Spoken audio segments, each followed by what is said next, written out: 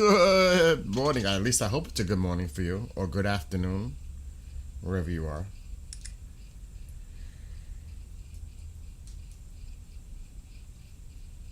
I'm going to start making references like this.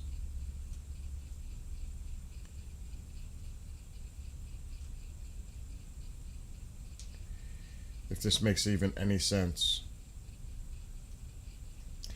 I'm going to start using movies as a reference, or songs. You might say I've lost my mind, possibly.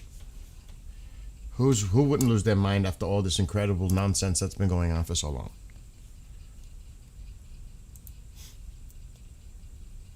So today's theme is, for the movie, is One Flew Over the Cuckoo's Nest. Remember that movie with Jack Nicholson? You might say I've lost my mind, possibly. That's what it feels like. One flew over the cuckoo's nest. Mind after all this incredible nonsense that's been going on for so long. It's like cray-cray.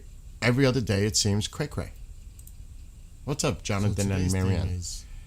For the movie is One Flew Over. And maybe literally they'll be flying over Islamabad, which is the cuckoo's nest. One flew over the cuckoo's nest. They didn't land. There's not. Listen. Cray.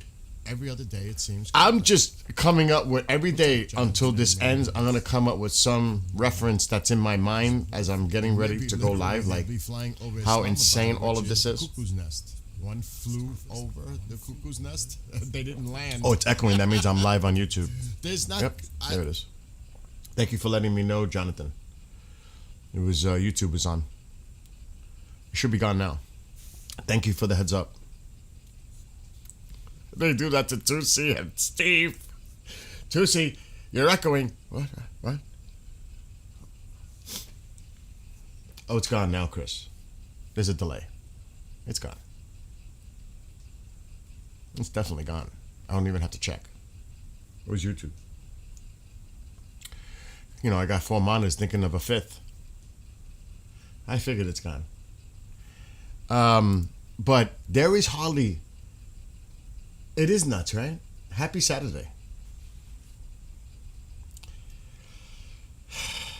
Like I said, I'm just having my coffee. Last night was rumpus night, so I'm a little recovering from that. I didn't go that crazy last night, thank God. It is freezing here. Do you know that? Like, I'm sitting here, my hands are frozen, I got a fire on. What is today's date? The 25th of April, and I've got a fire on in the wood stove right next to me. It's going good, though. I just started it. What's up, Gitmo? Another day. Oh, boy. Are they meeting? Are they not meeting?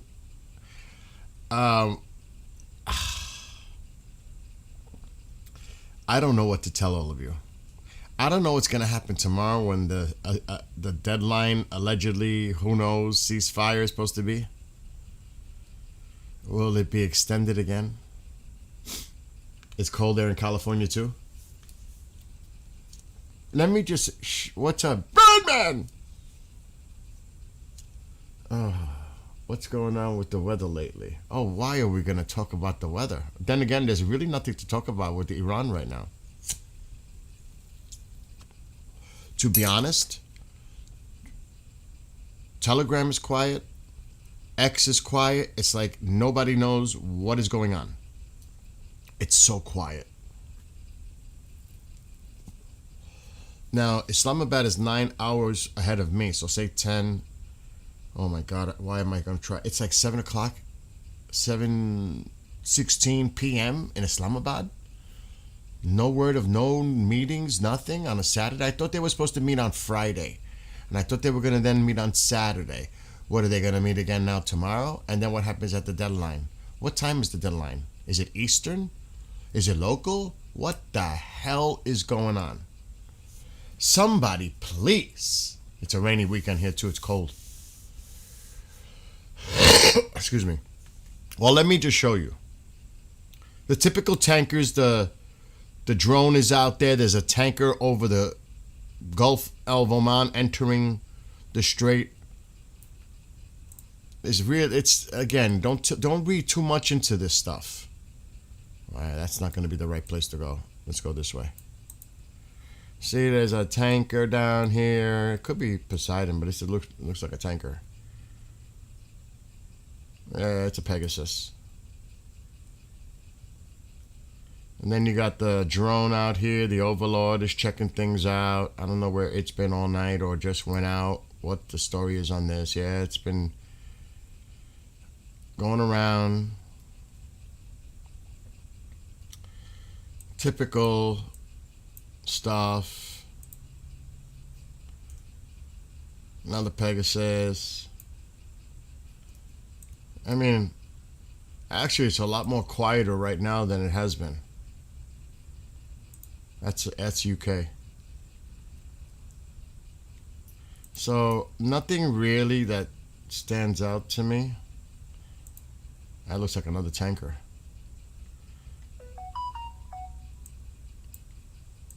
Let me see if there's anything going on here. No. So then you go here. I put Iran negotiations on X an hour ago. Demands were delivered by Iran's foreign minister. The demands are, they stick to the demands, lift the naval blockade. The president is not going to lift that blockade. And as many as of us have been told, or what we think is that the blockade is actually working, why would he stop it if it's working? Red alerts in Israel. That's that same shit back and forth with Hezbollah and Israel. Southern Lebanon. It's the same thing. It's been going on since the ceasefire started. Yeah, I'm not surprised. Exactly. We're just letting Iran regroup, rearm, dig out the tunnels. Oh, I don't know. Like I said, I don't know who's in charge of making the decisions here, but it is a shit show, in my opinion. But look, stop U.S. attacks and threats. Well, why don't you stop doing attacks on the ships in the Persian Gulf? Then maybe we can talk. What do you mean, us talking about stop attacking? What? I mean, and threats. You make threats every day. Reject the maximalist demands or surrender terms, such as the full nuclear dismantlement. I told you they're not going for that. The IRGC, 2C, is your ears ringing? How many times are we going to tell you that the IRGC is now running the country? And they are not going to back down. These are their demands. You think they're going to change? No. And nothing's going to get done because of this. They expect the United States to cave in? Really? I don't think so. So I think another major military operation is inevitable. I mean, how could it not be? Are we now going to stall again and say we're going to extend the ceasefire?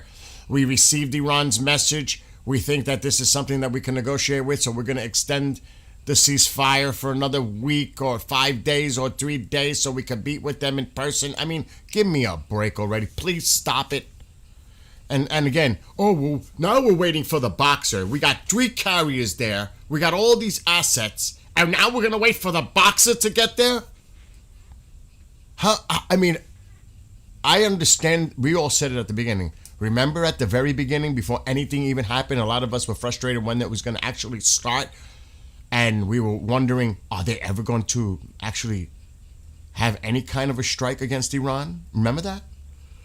And we were all wondering, when is it going to happen? When is it going to happen? When is it going to happen? Then it happened. And we were saying, they're waiting for the Ford to get there.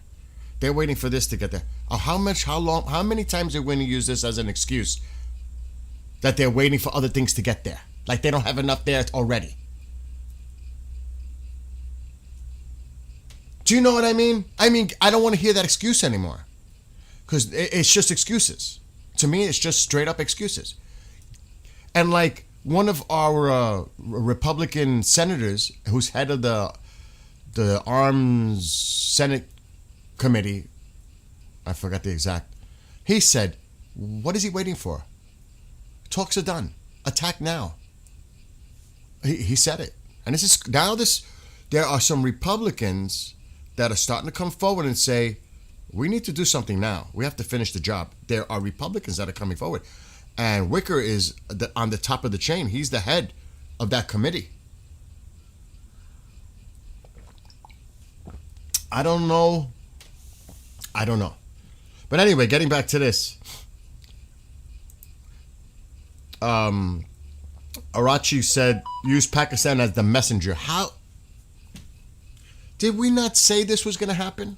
Did we not say they were going to send a message to Pakistan so they can send it back to the United States and they can get the message and send another message back?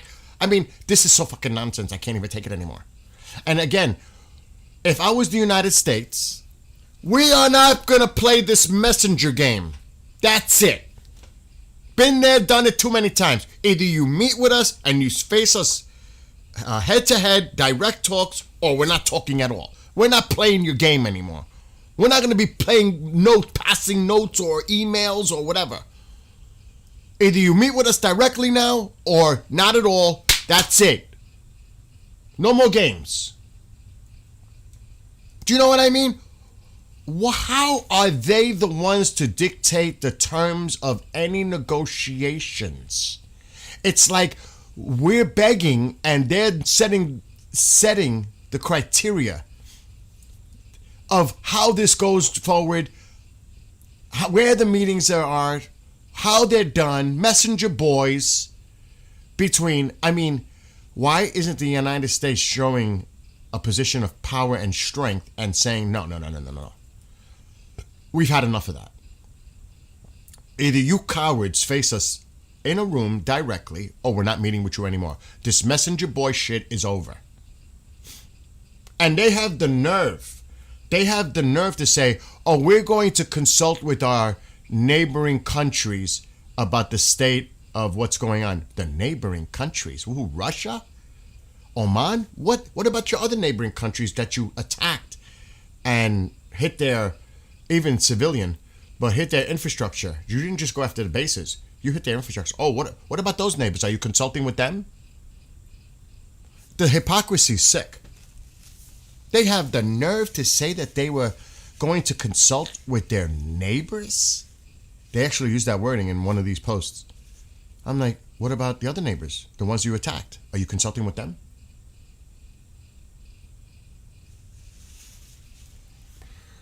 Okay, let's get back. He sat down with the army chief, who they earlier, the IRGC, someone or in Parliament said he was an agent of the United States, by the way. Handing up what sources are calling a complete and comprehensive response. I wonder what that response is. Wouldn't we like to see what that response is? Iran's? Iran is still refusing direct talks with the U.S., calling this trip regional coordination while also planning stops in Oman. We talked about that yesterday. Witkoff and Kushner, are these the only people you have to negotiate with? How did they do in Ukraine? How did they do in Russia? What is their track record, these two? Why are they putting so much emphasis on using these two for talks? You would think we'd have more professional, experienced people negotiating in this situation. And especially in a situation like this that's so serious. The best you can do is Witkoff and Kushner. Think about that. Think about the experience of these two in this kind of scenario. That alone is alarming, that this is the best the United States can do representing us for talks and negotiations. This is the best we can do. That alone should make people think and question, really? There goes the Three Stooges song in my head again.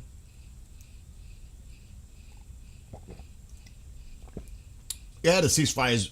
What are we waiting for? Oh, they didn't break the ceasefire when they fired upon ships in the Strait. No, they didn't break the ceasefire. They didn't violate it because the United States is doing the same thing. Breaking news. B-1 Lancer just took off leaving UK. Then it disappeared. They're trying to transponder off. But again, don't read too much into what you see on flight radar or anything else. Because they know that the other side is watching that too. And I'm sure the Chinese is providing plenty of intelligence to Iran. So, the Iranian said yesterday, I read it, that if they get any hint that there's going to be an operation against them, they will fire first. That's all talk. We don't know. Oh, wait. I'm getting smoking. I got to close the door. I don't know. There's so much bullshit out there that it's hard to separate anything. It's really cloudy. It's crazy. Yeah, he met in a separate meeting. There they go. Yeah. Big deal. You can meet with them, but you can't meet with the United States face to face. You can give them the hugs. This is why I don't trust the Pakistanis. I don't trust the Pakistanis. Because they have ties. They are allies with Iran. How is Pakistan? Who made that decision that the meeting should be held in Pakistan? Is that considered a neutral country to us? Who do you think they're going to kiss ass to? The United States or to Iran? Who do you think they're going to appease to?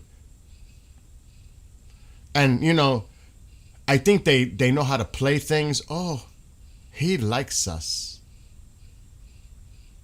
He likes us because of one of the wars he claims he ended with Pakistan, India, all this.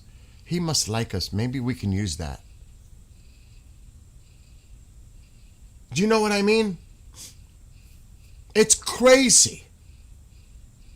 We all know China and Russia. What? China, Russia are supplying them. Of course they are. We knew that before it even started. They were loading them up. Before this even started, they were selling the helicopters, components, fuel, you name it. Arms, munitions. Of course they were. That was before this even started. They were doing that. Put it this way. They've been doing that for many years. Let alone now. That's not new. It might be new to these people that they are in charge, that they're like, oh my God, we didn't think that was going to happen. Oh, we didn't think the small boats were going to be a problem. Oh, we didn't think this. Well, you've been doing a lot of no thinking. And then, you know, they deflect. It's always a deflection. They don't want to address the issues that they're doing that are blundering. Then it goes back to deflection. Oh, well, what about Obama and Biden? Fuck Obama and Biden. This is now. Stop deflecting and talking about the past. What are you doing lately? What are you doing now? I don't want to hear about Obama. I don't want to hear about Biden. Stop deflecting. Deal with the situation now. Because it's a deflection. Typical. Can we deal with the situation right now? We all heard it 50 million times about Obama and Biden. Enough. Talk about what's going on right now. I'm tired of that shit. Can you just be real with us right now? What's going on? It is, Marianne. Pakistan and Turkey will eventually get caught up in this mess. Turkey's talking. Did you see that there was a report that the Germans are now sending a minesweeper in the Med, in the Persian Gulf, when the war is over, to send the minesweeper in? Oh my God. Maybe the logic is the longer this goes and the EU nations really start to freak out, that they will step in. Maybe at some point with all the pressure on those countries. I'm just trying to think from a logical point of view here. They're thinking that Starmer and Macron will eventually have to do something because their countries are going to be crippled. They'll have no choice but to eventually it's like one party wants to wait this party out. The other party's trying to wait this party out. But wait, we could maybe wait this out, and they're going to have to get involved because they're going to have no choice but to get involved because they're going to be in such a shit show themselves that they have no choice but to now send ships to try to open up that strait. So this one's waiting this one out. This one's waiting that one out. This one's waiting this one out. Meanwhile, nothing's happening. Do you know what I mean? Do you understand? I mean, if you want to look at it logically. What is the logic? What is the waiting? Who's going to... Because right now it looks like everybody wants to wait the other one out and see who gives in first, who caves. That's what it looks like. That's what it looks like to me. And look, I do not want to put our military personnel in any high-risk situation where there will be casualties, though that is the result of war, even though I don't know if they're even labeling it as a war, for so many legal and other issues with Congress and all that. So I don't want to see that. I don't want to see a crazy campaign on the ground and putting our people at risk. I don't want to see that. What I want to see is do it again. Bomb the shit out of the IRGC, bomb the shit out of all these parliament cray-crays, all these nut jobs, really pummel the leadership. If you, like I said this yesterday, if the leadership in such a disarray right now, that's their weakness. That's their Achilles heel. Target it. Go after Vahidi. Go after these people. Go after them directly. Go after these clerics. Go after these mullahs. Totally rupture their internal governmental function because it's in disarray right now. This is an opportunity to really hit it and collapse it. Collapse it completely. That's what you do.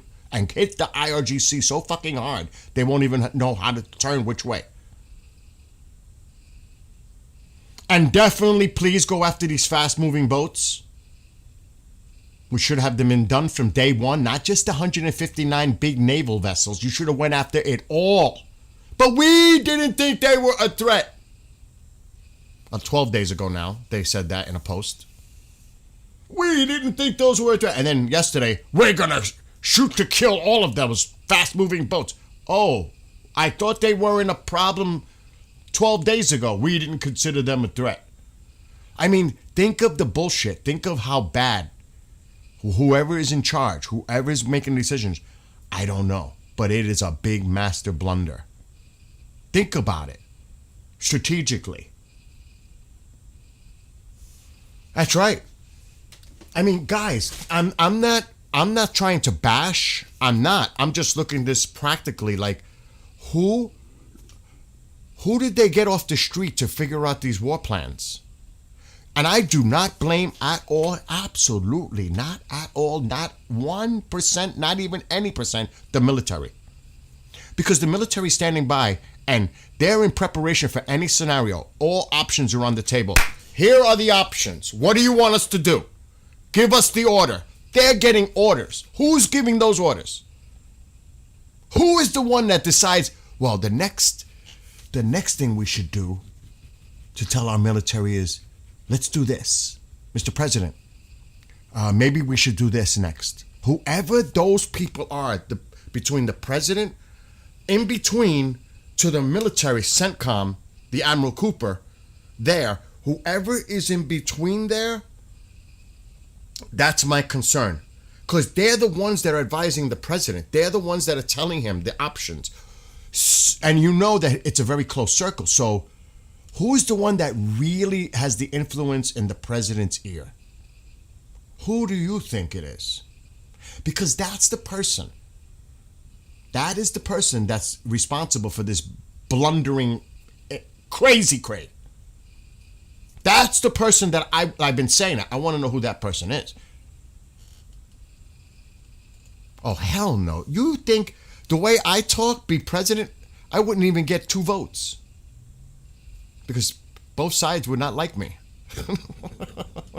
If they would. I wouldn't have a chance. Happens every war in history. I mean, it's true though. You're right, a handful of idiots. Unfortunately, that is the case. You're right. You're right, Bean. You're right. You always have... I mean, I don't want to bring up a German leader. But if he would have listened to the advice of the people around him, the generals and stuff, on strategic... But remember, Adolf thought he knew everything. He called all the shots, despite generals really wanted to revolt and say, this guy's just nuts. We do what he says, we lose. And they did. Because all those generals with so much experience, all that experience, years and years and years of our military training, those people that are experienced, you leave it up to somebody who has no idea what it is as a war planner or strategic moves, you're going to leave it up to one individual to make those decisions? Or an incompetent, inexperienced person leading the charge? When you have all these people that have been doing this for God knows how long and they have the experience, but no, we're going to just throw their Advice out the window. We're going to do it my way because I know everything. Remember those statements too. Give me a break. Give me a break.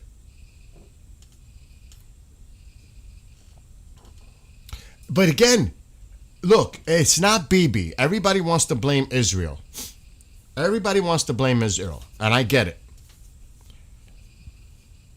The president is going to do what he wants to do. He's going to hear what everybody has to say, but nobody's going to tell this president what to do.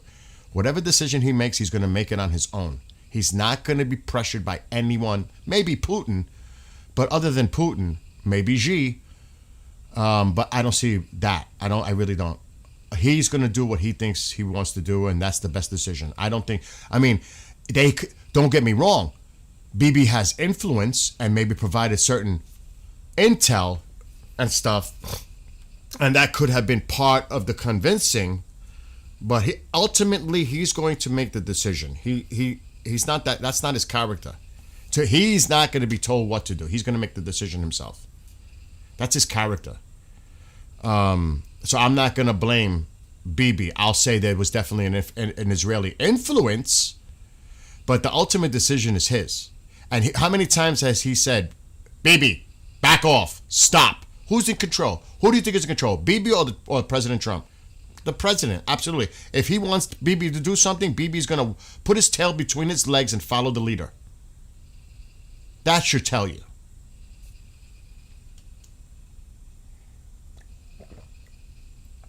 You say, Chris says, I feel like Israel could have handled this much better though, Bill. You think? You think the United States could have handled this better too? Again, looking back in retrospect, it's so easy to criticize. Let's be honest. You know what I mean? Honestly, looking back in retrospect, you can criticize, you can say shoulda, coulda, woulda. It's so easy as an armchair quarterback to do that. To be fair. You know what I mean? To be fair.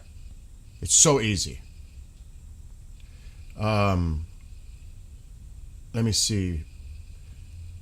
Sadly, Bean says, I sadly don't. It'll be a multi-front war. They'd be overwhelming quickly if all the proxies join like they say. It's clear I control you if you can read my opinion. What do you mean? I don't know what you mean, Amir. Amir the Quaker says, dude, why explaining? It's clear I control you if you can read my opinion. I don't know what that means, Amir. And remember, opinions are just opinions. We all have them. Without getting too explicit. Opinions are like something. We all have one. There's no way anyone with an opinion or speculating can say that they're right, everyone else is wrong. Because we're all in this together, just trying to come together and look at this and analyze it, and all opinions are welcomed. Explain how Bibi controlled Trump. Well, the president actually made a statement that nobody controls me. Bibi doesn't. I didn't do this because of Israel. He said that, a few days ago? That he actually had to come out and say that because he said, enough is enough. What are people saying that Israel convinced me to do this? He said that a few days ago on a True Social post. So it came from him directly. So take that for what it's worth. Take it for face value. What's up, Amy? I get what you mean now, Amir. So getting back to this nonsense, let me see what's going on because there's a bunch. And the Pakistanis. Pakistan is making final efforts to bring the Islamic regime of Iran and the United States back to the negotiation table. Stop it. Stop it. Just stop the nonsense. It's obvious they don't want to talk. They don't want to negotiate. They don't want to bend. They don't want to cave in. Now that the IRGC is really putting their foot down, we're not negotiating our nuclear. We're not negotiating our proxies. You can forget about anything else. We're not going to negotiate about missiles. We're not going to... Nothing. They're not. And they truly are trying to frustrate and be patient in dealing with the United States, it must be freaking, I mean, that's the way I look at it. This is a waiting game for them. I don't want to even see this nonsense. Look at this, breaking 2 hours ago. Pakistani, and take the sources, I don't even know that source. I just looked up Iran negotiations. I don't even know what that is. It's probably a regime. Pakistani sources says prospects for resuming a second round of U.S. talks and Iran are fading. Tehran remains unwilling to meet the U.S. delegation expected to arrive from Washington. They're going to go there, and there's not going to be anybody there. They're going to go there just to pick up the messenger boy's message. Like that couldn't have been done another way. Taxpayer money to fly them all the way to Pakistan for what? Just to say you did and you showed up? They added that Iran continues to demand an end to the U.S. naval blockade as a precondition. That's not going to happen because the president is totally convinced that the blockade is working. Why would you remove your chip if you think it's so successful and putting so much pressure, economic pressure on Iran? You ain't going to just about to pull that away now, are you? You think the president's going to do that? I don't think so. That's a demand that they know that he's not going to accept. And then the nuclear. That's all. Remember at the beginning, I remember Rubio making a statement. Nuclear, proxies, missiles, and the nuclear had multiple layers. Enrichment, removal of the highly enriched, all that zero enrichment that they could do, all that bullshit. And then, of course, the people of Iran. There were 5. Remember that? Then, all of a sudden, and Rubio even said himself, and a lot of people are saying, where is Rubio?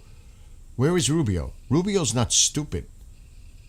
Rubio's quiet for a reason, because he's thinking about his political future. He really is. And I'm telling you, this guy is smart. Rubio is smart. He's experienced. He's level-headed. You never see really Rubio being taken out, like off. He's very controlled. I think Rubio's like, maybe privately he thinks this is not going well. I need to just shut up and let them do what they're going to do. I don't know. But anyway, then it went to help is on the way. Remember, help is on the way. We're locked, loaded, and ready to go if they start killing people in Iran. Then it was like executions. It was then diluted to now where if they started to execute people, but they didn't execute the 800 people, but then they were executing people anyway afterward. We didn't hear much about that. Then it was like the help is on the way comment. And then people of Iran, take to the streets, take back your institutions. And then the narrative went to nuclear. It was thrown at us so much, down our throats every day. Still to this day, nuclear. Iran can't have a nuclear weapon. They can never have a nuclear weapon. They can't have this. Iran is now saying, screw you. Nuclear is off the table. Now what are you going to do? The IRGC is saying, nuclear is off the table. We're not handing you our enrichment. You're not taking our enrichment. And we are going to continue to enrich. Now what are you going to do? You know what I'm saying? And they're calling the U.S.'s bluff. They're taking, and it could be very foolish on their part. It could be. Strategically, this could be very foolish. But they're doing it. They're saying to themselves, damn, we lasted through the Israeli and U.S. strikes, however many thousands of those were. And here we are. Can we actually wait this out? How long will it be before they cave? I'm just saying this could be their way of thinking. How long before President Trump, who looks like he keeps wanting a ceasefire and a deal and a deal and a deal and a deal. This guy sounds kind of desperate to make a deal. I wonder why. He just wants to end this war. Now. I wonder why. We're not going to give him what he wants. We're gonna let him hang out there. See what he does. Does he really? Will he do nothing because he wants this deal so badly? Well, we're not going to give it to him. We're not going to make it that easy for him. And out. That could be their logic. It really could. It could be as simple as that. We're not going to give him what he wants. Now let's see what he does. We took these strikes before, and meanwhile, like Ryder said, I think it was, like Ryder said in chat, meanwhile, Iran is regrouping. God only knows what they're doing. God only knows, and I pray to God I'm wrong, that they're working on, with this time, biding time. Remember, I don't know if it was Besant, I don't know who it was. Oh, Iran can put a nuclear weapon together in a week. Well, how long has the ceasefire been going on? Do you think it is even possible that they're working on some crazy rapid construction of even a dirty bomb? What are they doing right now? How are they regrouping this time that we gave them? Yes, it's great for us too. The third carrier's there, all this bluster. Yeah, we got all this presents. What are they doing? You think they're not doing anything to get ready? There were images of, satellite images of them having construction, big heavy equipment, unblocking the tunnels to the missile cities that we didn't destroy. So they're getting access again to these missile cities. What about that? That's where they hid all their launchers. They put them in there to be safe, protected. I mean, come on now. I hope not too, Ryder, but you have to think about these things. You have to think about these things. They may say, oops, we have another card. It's not just the Strait of Hormuz. Look what we have. Now what you going to do? I hope that doesn't happen. I hope and pray that doesn't happen. But you never know. Never know. And that would be a major game changer. Major. So I don't know what the heck is going to go on. This is not Ghalibaf's. This Ghalibaf doesn't even talk like this. Here we go with this bullshit from California.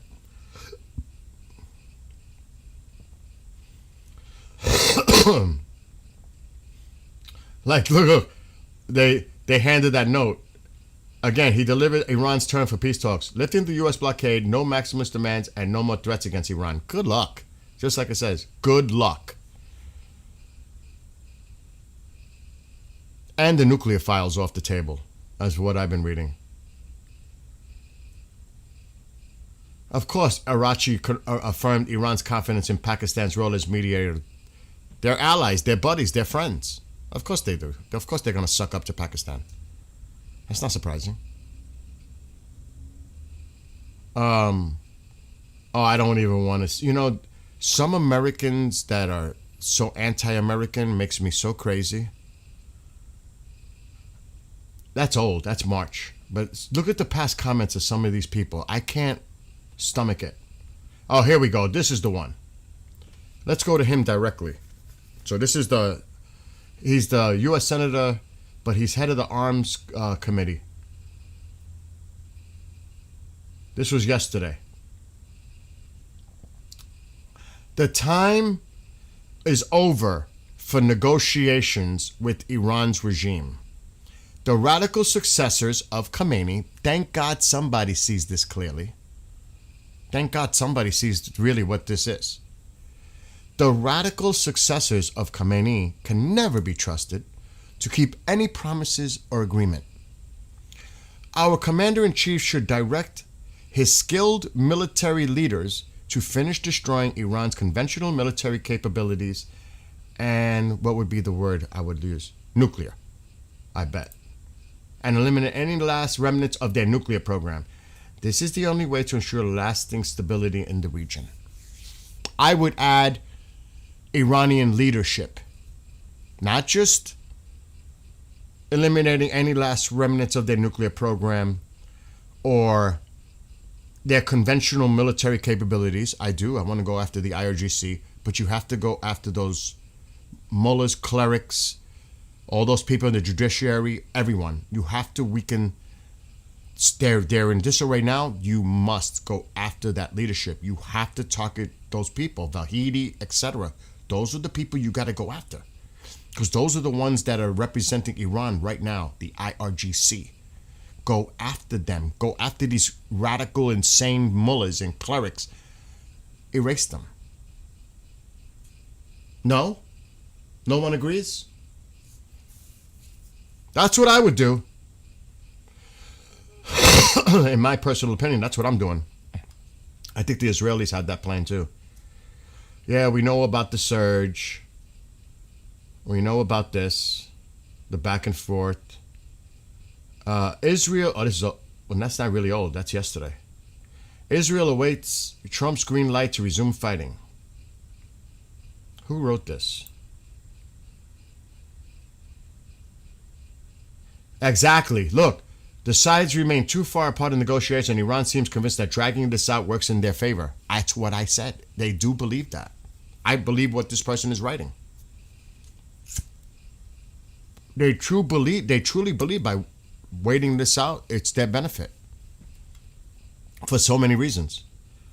So yeah, they're all standing by, ready to go.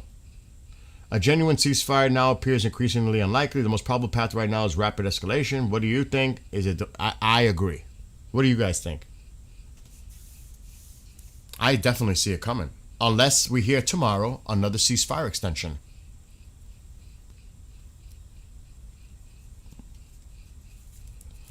Would you be surprised if you heard about another ceasefire extension tomorrow? Would you? I wouldn't.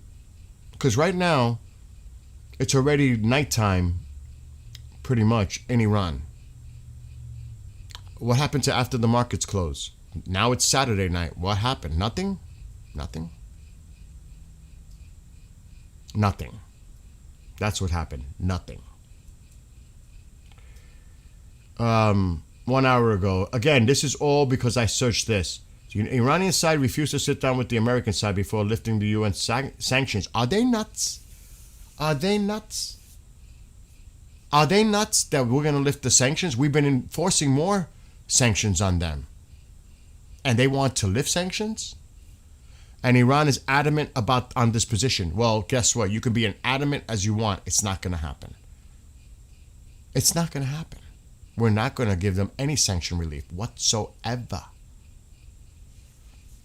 No, we're not going to allow any of your tankers through either. This is getting old now. So, look, Iran, look at what some people put here. I'm sure you guys know the name. They're going to put this out there because they're totally supporting. Not necessarily what's going on, but they support the president, politically. Iran stands no chance. Really? They stand no chance when all this started either, but here we are. Trump is heading into this weekend's negotiation with pure strength. Oh, really? Really now? Is the Strait open? How are we going to get it open? How is this a position of pure strength? Because we have such a lethal force, which we do. 3 carriers, etc. Oh, yeah, we're going to pummel them. How'd that work out so far? Iran stands no chance? Well, here they are. Now, the way it goes is, I hope we finish the job. Washington Post on Pakistani official. Despite Washington and Tehran's readiness to meet directly, there are pending issues that need resolution. The arrival date of Wicker in Pakistan has not been confirmed yet. Remember they said a few days ago on an alleged meeting that was going to take place?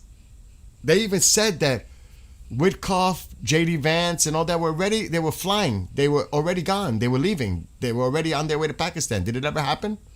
No. They look at, you know what? This is the embarrassing part. And I have to be honest. It looks like so much egg on our faces. It's an embarrassment.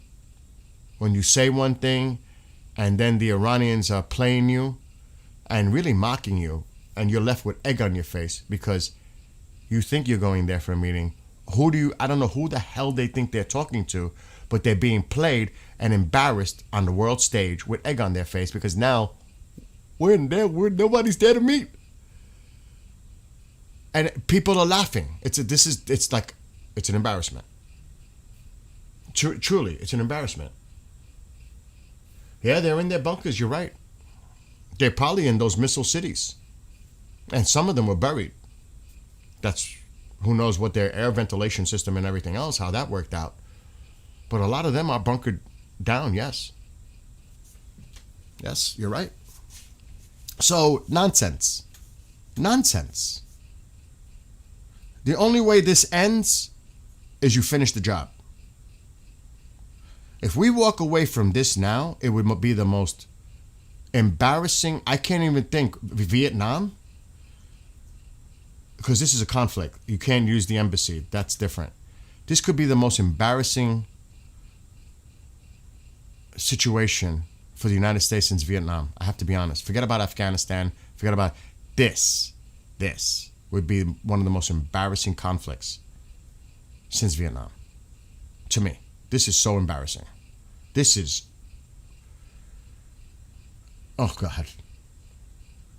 U.S. negotiators are heading to Pakistan, but Iran said its officials did not plan to meet with Americans to discuss ending the war.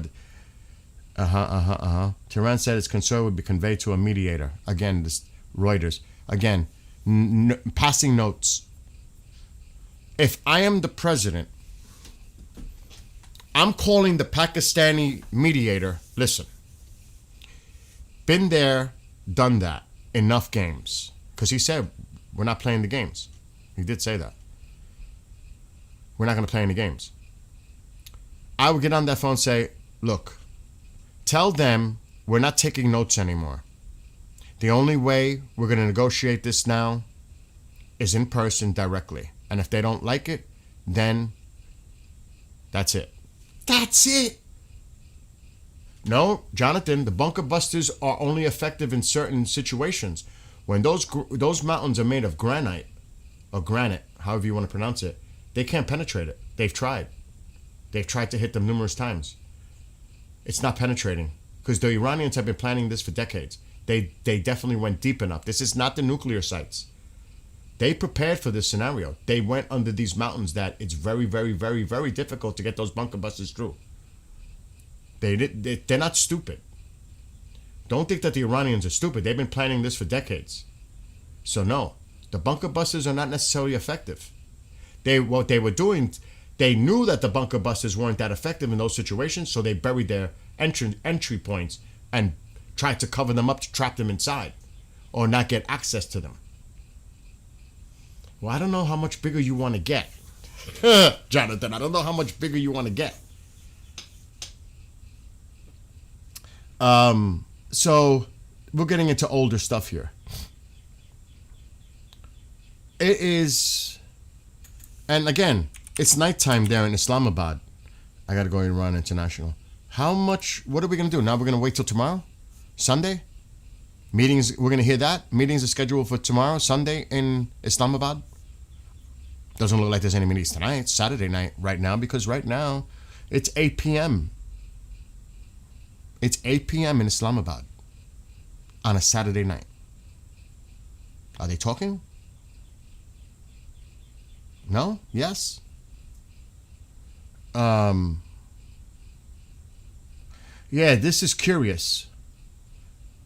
Because there's stuff going on inside the country. But that doesn't mean it's U.S. Well, I can't say that. It could be Mossad working with people on the ground. It could be the Immortal Guard. It could be CIA connected. It's not like we did airstrikes. This is internal. Whatever's going on here is internal. It's an internal source. Whatever that source is. Cause unclear. So there does seem to be stuff going on internally on the ground. Who is responsible? Great question. Great question. So we'll see. But that is coming out from Iran International a few minutes ago. Now this was probably earlier today because it's nighttime there now. This was earlier. God only knows.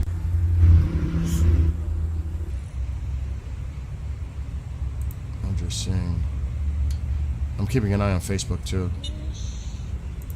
If any friends show up there. Let's see. Okay.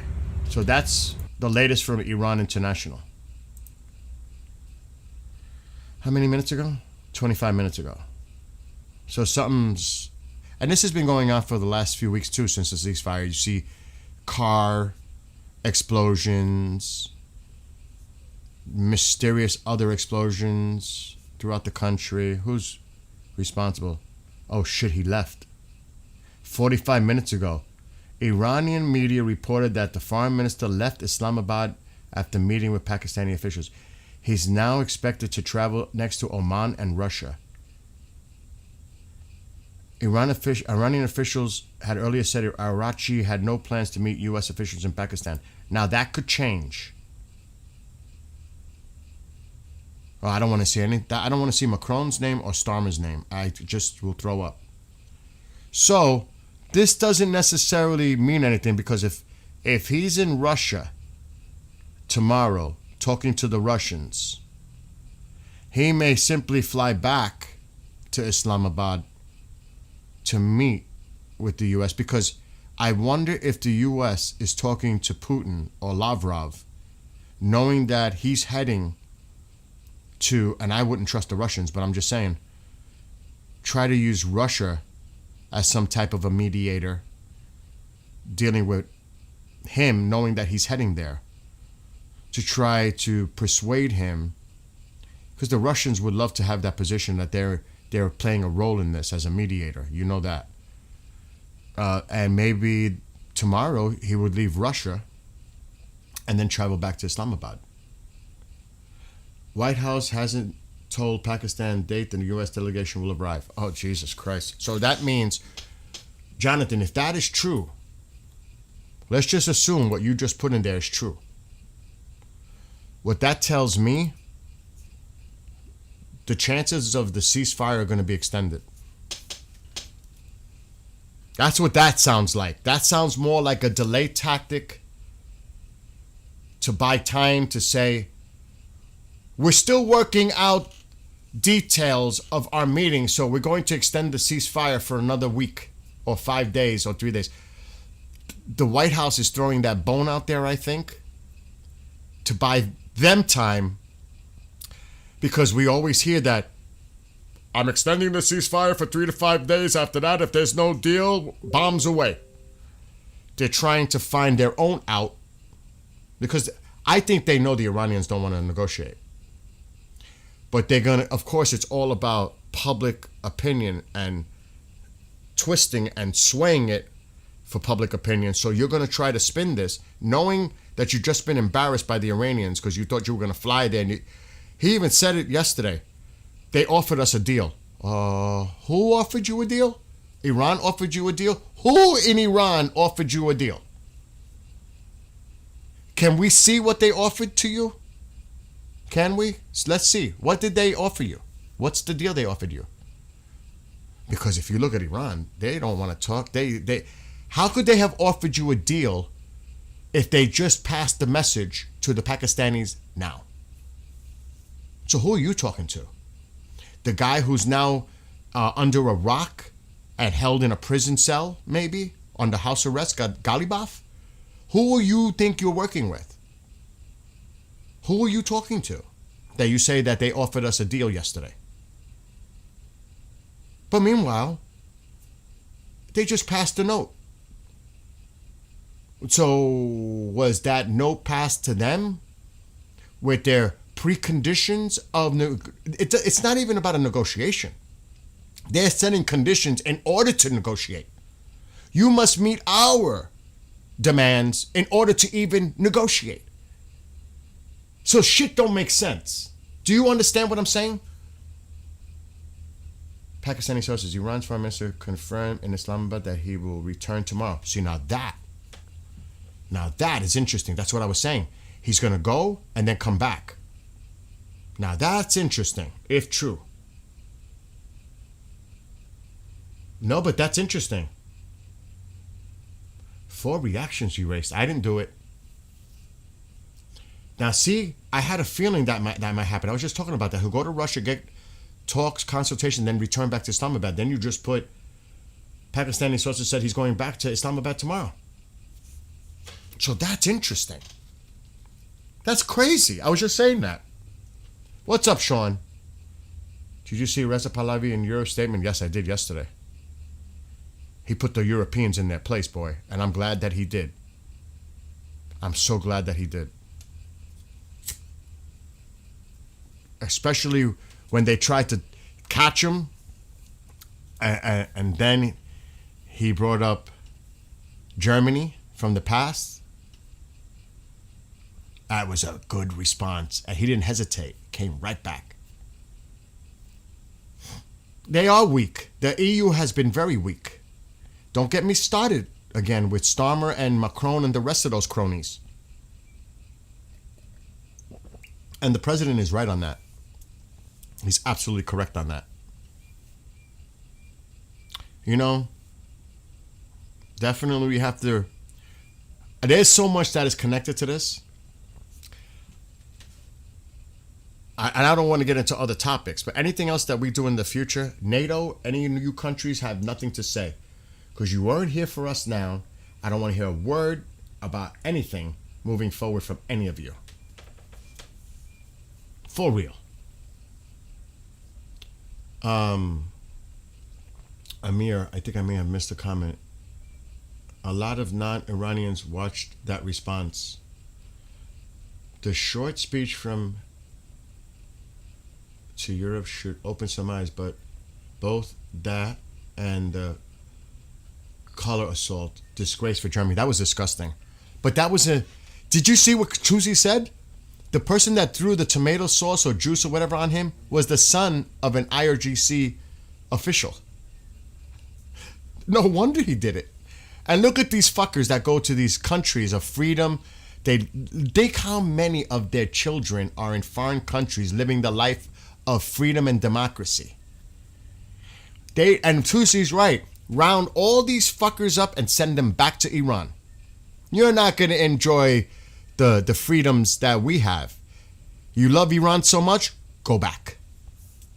Tusi's absolutely right. Absolutely right. Send them all back. Iran made no concessions, remains firm on demands as stated before Islamabad round of negotiations. I've been saying that. They're not going to fold because the IRGC, even Tusi said it. I've been saying it for God knows how long about Vahidi now in control. He says it a different way. Vahidi, he knows better. He speaks the language. I'm a New Yorker. You know, I say Vahidi. Tusi's on it too. Tusi, when I was watching Tusi yesterday, I was like, he's repeating everything that I've been saying, but better. And I'm like, is Tusi and I the only ones that are seeing this clearly for what it is? It's so blatantly obvious. And do the Americans realize this? And then, if you look at it that way, there's only two options here. Either we know the game they're playing, and you want to bring up 3D chess, 4D chess, checkers, I don't care what you want to call it. Either we know the game they're playing, or we are that desperate to make a freaking deal that will go to any means to end this war and find that ramp. It can only be either. Either we're playing along with the game, using intel to gather intelligence for a possible next hit, which is what I hope, that we're using this time to collect intelligence, watch all their movements, see what they're doing, and then hit, strike, or the latter's worse, that they're so desperate to find a deal here. And Iran is playing that wait game because they know how desperate it seems that the president wants a deal and an off-ramp that they're not going to give it to him, at least not easily. No matter how bad they're suffering, forget about the Iranian people, they're suffering beyond words. We're talking about the regime. So, you know, there's a lot going on here. Yeah, that's another thing that's scary. That is a very scary point, Amir. If a guy's able to throw tomato, whatever that was, at Reza, God, what is the security around him? It could have been a lot worse. He's vulnerable. How could somebody get that close? What if it was something else? That is scary about his security. You are absolutely right. You are absolutely correct. That is scary how he was so vulnerable that they were able to get that close to him, because if it was something else, that is so bad. That is a great point. Who brought that up? Who said that? Amir, you are absolutely right. That is not good. That security detail, somebody has to definitely reassess protecting Reza Pahlavi. They have to. That is bad. You are absolutely right. Dissolve. It has been revealed that an Iranian F-5 fighter jet during the war was able to attack a U.S. airbase in the Middle East, rendering damage. NBC.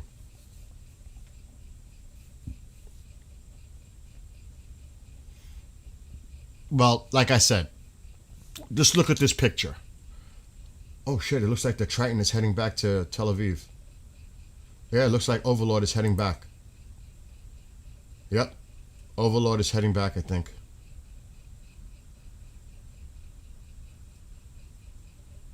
That's it. Yeah, it's been out there for a minute. It looks like it's heading back to Israel. Remember when it was taking off from the UAE? It can't take off from the UAE anymore. And remember they said that one was down? Do you know how much money it is for one of those? Holy shit. Those Triton drones, how much they cost? Oh my God. Looks like a Poseidon is out there and a tanker. I'm thinking this is a Poseidon now. It is. They got a tanker. I think it's, I gotta look. How much is a Triton? Northrop Grumman. So let me look. Triton. Northrop Grumman. Let's see if it shows the cost. Because that's it.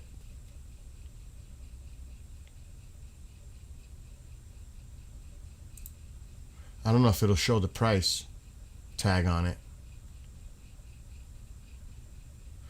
Alexa, how much does it cost for an MQ-4C Triton drone? Looking up that drone. Showing results for MQ-4C Triton drone. The first one is MQ-4C Triton military UAV drone American flag throw pillow. It's $21. Oh my God, a pillow! How much does the actual drone cost? Let me check that. The MQ-4C Triton is a military surveillance drone that costs around $120 to $180 million per unit. It's not available for civilian purchase. Alexa, stop. So let's just say over 100 million for one of these. And allegedly we lost one, right? 100 million. 100 million. At least. Oh, we know about that. Let me get out of there. It's been doing a lot of circling, though. A lot of circling. I pray that they're hitting that hard now, those fast-moving boats. I really do. Which should have been done from day one. Really. Yeah, that's a lot of technology in that. Absolutely. It's one of our most advanced drones. But then there were reports of the other drone that people were speculating that it exists. And it's been seen. It looks similar to a B-2 design looking stealth. Have you seen that one? Yeah, they just shot one down. I don't know if it was shot down or allegedly we lost one. But there's reports of an experimental drone that there's no confirmation, but I don't know who it was. Max Afterburner or somebody actually showed the clip of it being seen. The Flying Wing, yes, Kenny. I can't remember the name of it, but allegedly there had been sightings and actually video clips of this being seen. But it's still in the testing phase, and experimental, but it looks like it's been already been used in the operation in the theater. So there are reports of that. I don't know. That's all I'm saying. Kenny, you know what I'm talking about, right?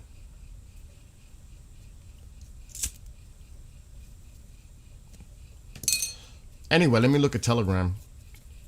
So maybe they'll meet tomorrow. But they're not going to bend. The IRGC is running the show now. They're not going to bend. That's why Ghalibaf is gone.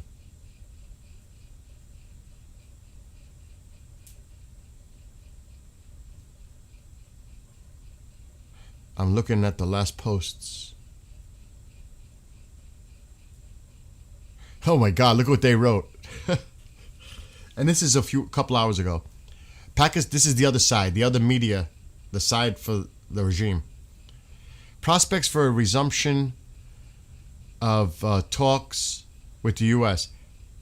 There was no prospect of a meeting between Arachi and Witkoff-Kushner to begin with. It was purely American media hallucinating and imagining as they have done over the past 2 weeks. So that's the kind of shit they're throwing out there, which is that's not true, because they changed their narrative from meeting with Ghalibaf, but now that Ghalibaf's gone, the tune has changed. This was, again, 4 hours ago. Old news. I'm going to skip it.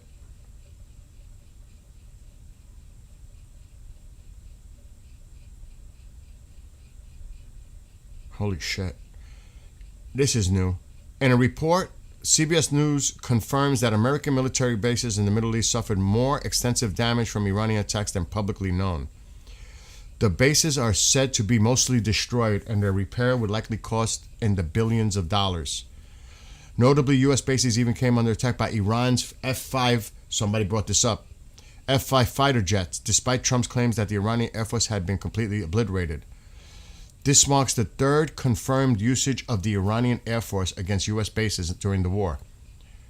Previously, an attack by 2 Iranian Su-24s led to 6, I didn't know that. That led to those 6 fatalities in Kuwait before they were eventually shot down when approaching the coast of Doha, Qatar.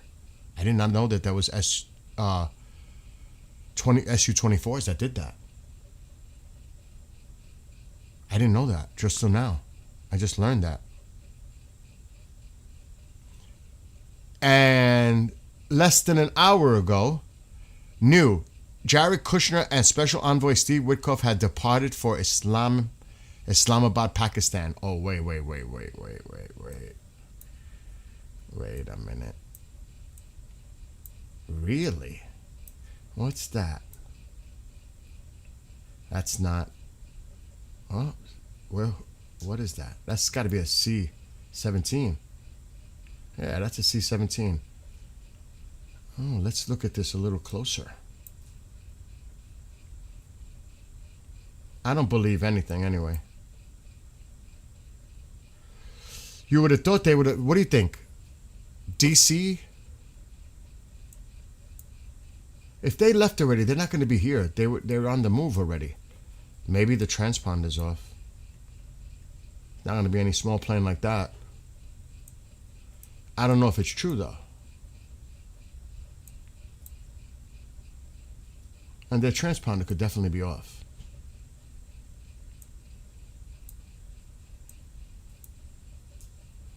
Or the report is just saying it now, but they already been in the air for a minute. But you would think they would have to land probably in Germany. I don't know if they'd land in the UK. They're not feeling Starmer right now.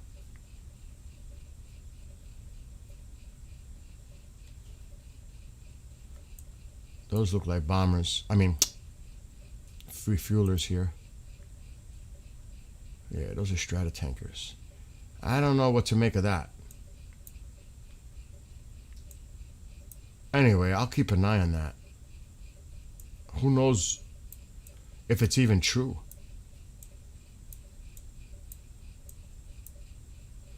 They're not going over the Pacific.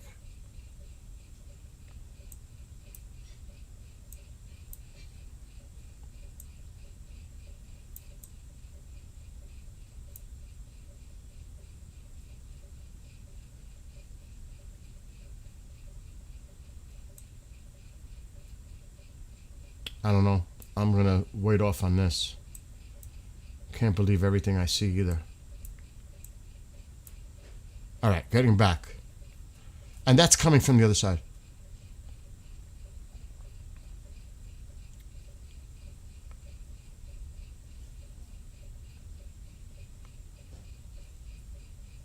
It says here, Pakistani sources said Arachi may return to Islamabad tomorrow. I sincerely doubt it, and being this desperate is unhealthy. A meeting is simply not taking place. That's their comment, the other side. They're not believing that they're going to meet. In its first operation today, Hezbollah announced it targeted an Israeli APC in the town of Kantara, southern Lebanon, with a drone, scoring a direct hit. This is what the other side is saying. What is this? They're highly recommending this. The other side is actually using this. I'm not paying for it, but this is the link they put in their Telegram. If you guys, I'll put this in chat if you want to be curious about it. I'll put it in chat. Really? I gotta look that up, Will. If you guys want to, that's what I'm showing on the screen. The regime side put this out. They say that they've been using this. Oh my God.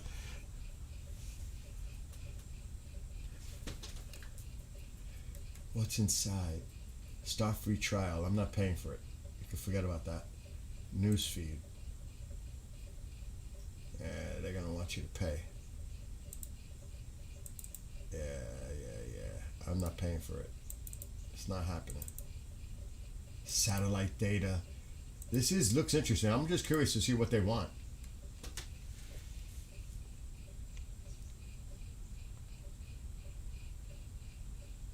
That's cheap. But how much? Is this per month? What is that? I don't know. I'm going to have to look into that later. I'm going to keep that up. $5.99? Now you're saying where is it now? You said near Islamabad? Iran 005?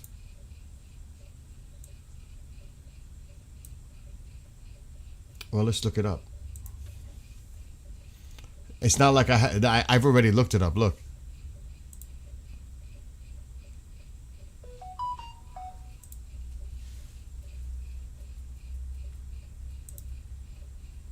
Oh, yeah. It did. It left. It's heading to Oman because he's scheduled to go to Oman next and then to Russia. So he left Islamabad. The foreign minister's gone. He's on his way to Oman. He's heading over here. Definite. He is, because that's what he said he was going to do. He's going from here to here. To Muscat, Oman. Then he's going to head to Russia. So that makes total sense. Total sense. So at least something makes sense. Uh-oh. Heavy gunfire heard in Beirut. Hezbollah's goal is to end the ceasefire between Israel and Lebanon. That's their goal. It's almost like they're trying to bait Israel to hit Beirut. Southern Lebanon is one thing. I think Beirut's off the table. That would probably violate the ceasefire, I think. So it looks like they're trying to bait the Israelis to make a strike in Beirut so that the ceasefire would be over. I think they're trying to bait Israel now. This is the other side putting it out there. New heavy gunfire heard in Beirut. This was literally 15 minutes ago. The gunfire was a result of Lebanese state security arresting an unwanted person. See, now this is important. If the Lebanese government is going around hunting and tracking these fuckers down, this could be a good thing. Because they would have loved to put this out there.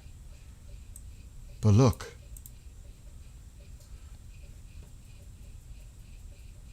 The Lebanese government arrested someone, not Hezbollah. I mean, it's the Lebanese government arrested someone. Who is that person? We need to find out more about this one. Oh no.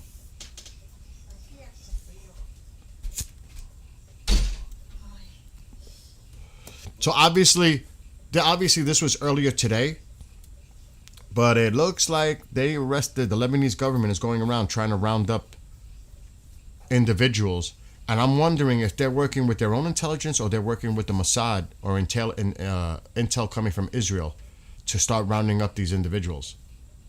I'm speculating completely, but I would not be surprised. He's on the ground. He's handcuffed or whatever, detained. He's detained. Excuse me, ma.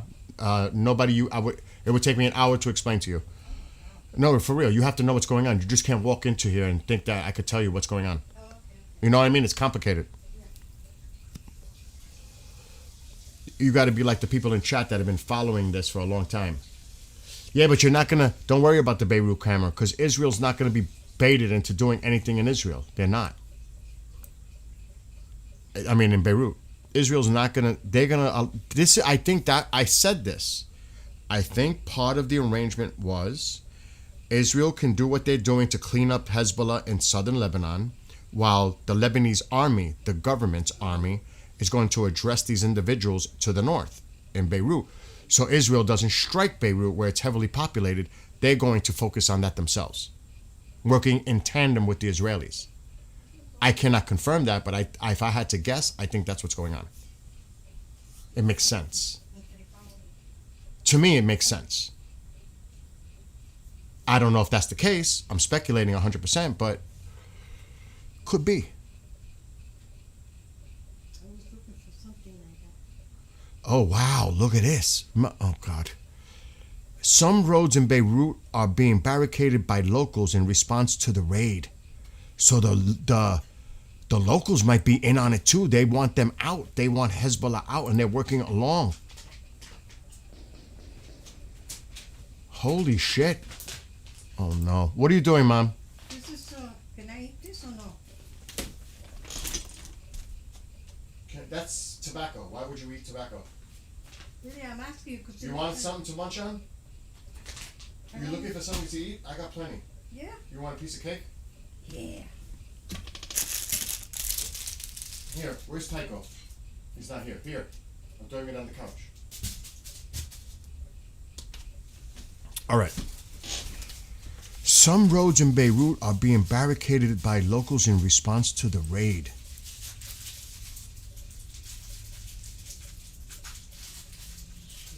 By the Lebanese government, their army. That's interesting. Once you get the people on the ground involved and they're with it, they want them out, it could be...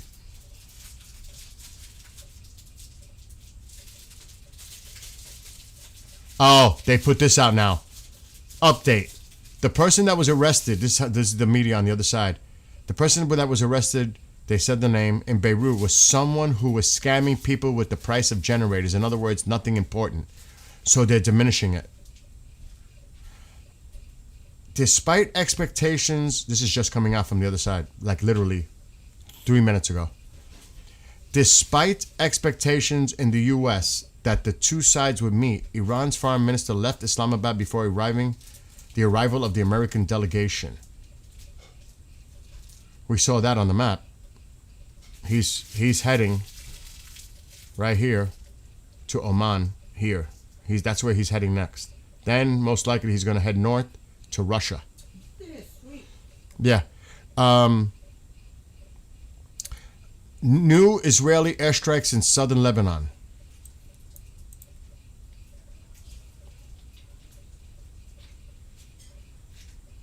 So what do you think happens now?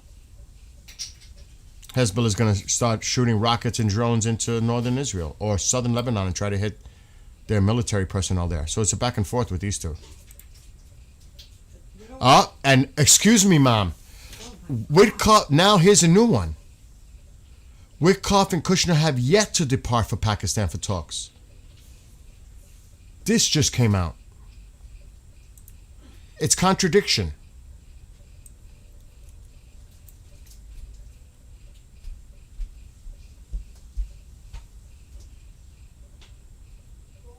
The pair, as of 11 a.m., to depart Florida. There, I was looking at that.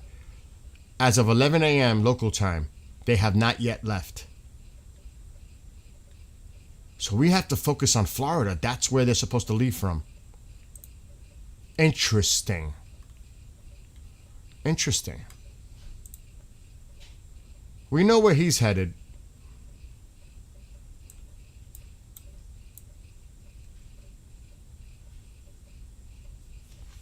Now, usually they'll turn their transponder off as they head over the Atlantic, but they have to, for certain reasons, civilian, they usually keep it on here. That's a C-17. Where did this come from? That's a Sentry. It even says it, duh. Where's Tycho? I don't know, Mom. Oh, that's good. Go look under the bed. Why do you ask me? Just go look under the bed and see if he's there. I'm here. He's not here. He's under the bed. He's fine. No, when I bend down, I get dizzy. Okay, I'll do it in a few minutes. I'm not seeing anything. And it's almost 12 now.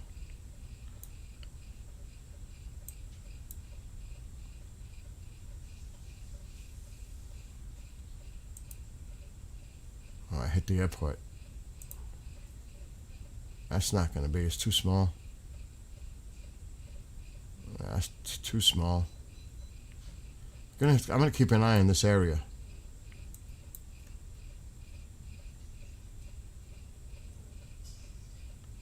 The hell? It's too small to go over.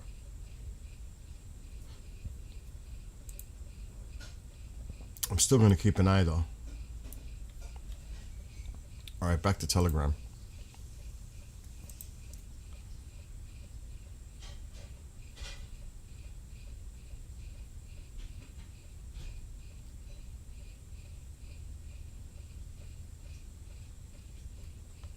Holy shit! What is this? When was this?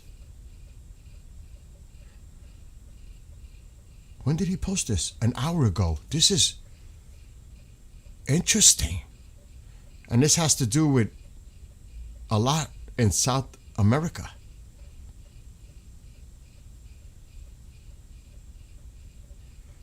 So they're showing, I think, an image of the Nimitz carrier.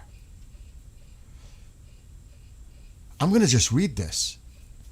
No, we are not on the brink of war between the United States and the UK, but the event unfolding off the coast of South America these days is certainly interesting, and it even has an Israeli angle. The aircraft carrier USS Nimitz, which was supposed to be decommissioned right about now as part of its retirement process, has for some reason been ordered to embark on another deployment and is currently sailing off Argentina. What exactly the Nimitz is doing there is not entirely clear, but one can start to connect the dots. It has to do with the Falklands. And they're getting into the details about the Falklands history and talking about Margaret Thatcher's involvement at the time. Fast forward to 2010.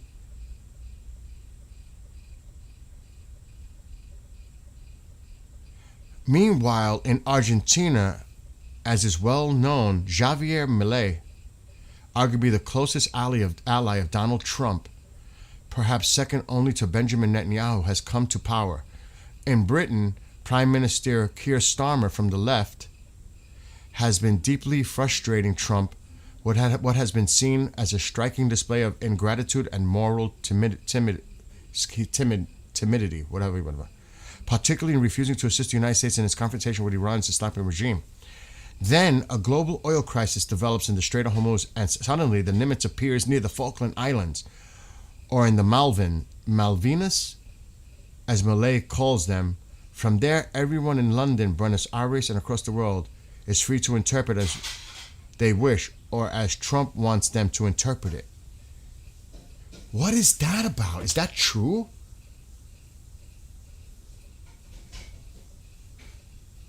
There's a trending news story on X about this. Holy shit, the Nimitz is near the Falkland Islands? Wow, it is in Chile right now? Holy shit, I didn't know any of this. That is, listen, good. Put pressure on Starmer. Starmer, you, I don't want to say the word, I'm sorry. You coward. Play with Trump. Go ahead. He'll find another way. The president's going to find another way to put pressure on your... Oh, this is interesting. I have to say, that is interesting. Nimitz just had a big deployment. Needs a maintenance period, but they had to extend its service for carrier shortage. Yes. Yes, it's true. I didn't know about this just till now. That's interesting. Wow. So the chess game continues. I gotta close the door. It's so cold in here. I gotta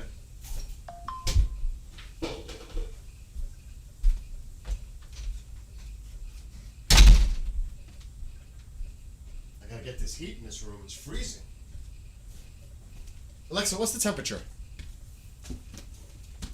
It's 46 degrees right now with rain. It's winter. Today's high will be 48 and tonight's low 41. Pathetic how cold it is. Yes, he's getting his payback. Oh, man. I could just see Starmer. But we're letting you use Diego Garcia. Oh, no, you're not letting us use it. If we want, we'll take that island. Screw you, Starmer. You ain't playing no cards with us because you're weak. Even your own citizens know how weak you are. I want you out. You're weak. You don't have a spine. Yes, the chess always continues.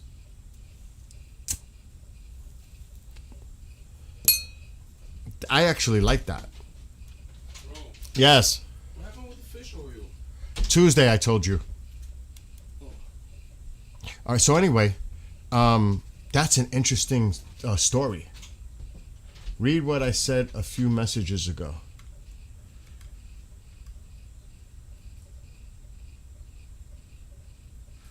I don't know why they would have talks, had multiple talks. That never. I agree.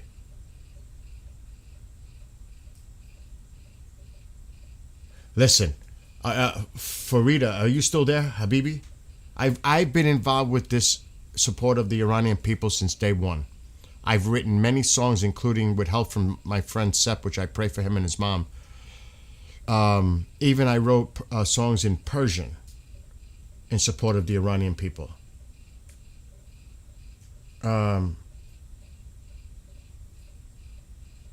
Yes. So I absolutely support the Iranian people, and I hope they're given the opportunity to rise up and take their country back, or at least try.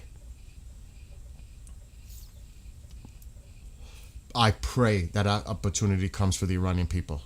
And maybe I pray to God that it all works out, that there will be finally peace between Iran, the people of Iran, and Israel, and they can live side by side in peace. Which a lot of people do not want, for whatever reason. That would be the best outcome. Peace in the region, peace for everyone. You know what I mean? We'll see.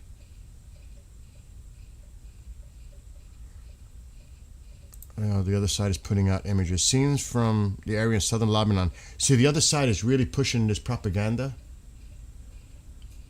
But Kenny, I've been saying that. I've been saying this for how long? About the IRGC. Like, they didn't know this. They didn't know how this was going to play out.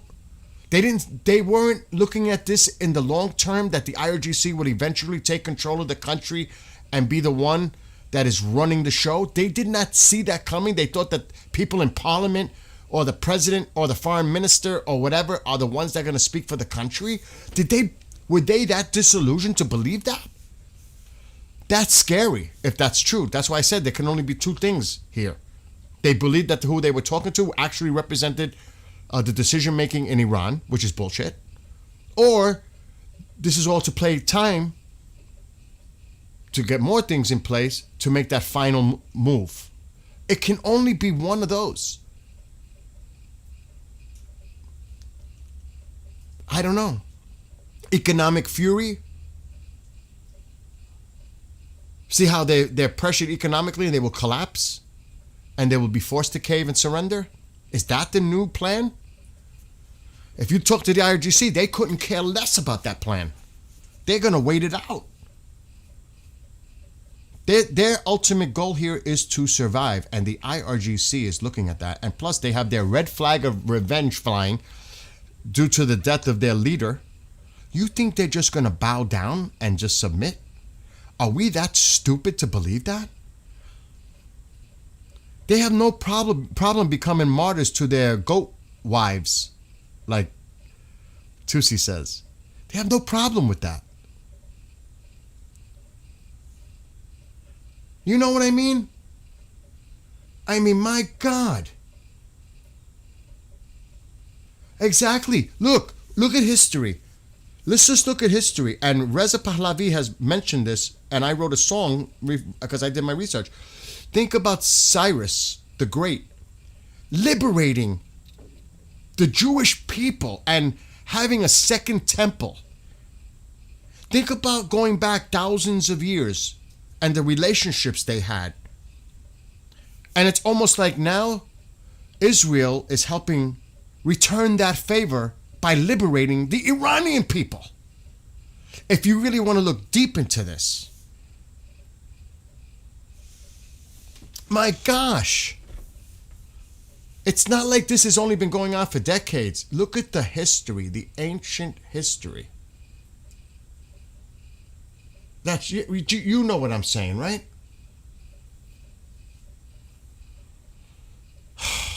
It's exhausting, but you guys know. Hold on, there's more.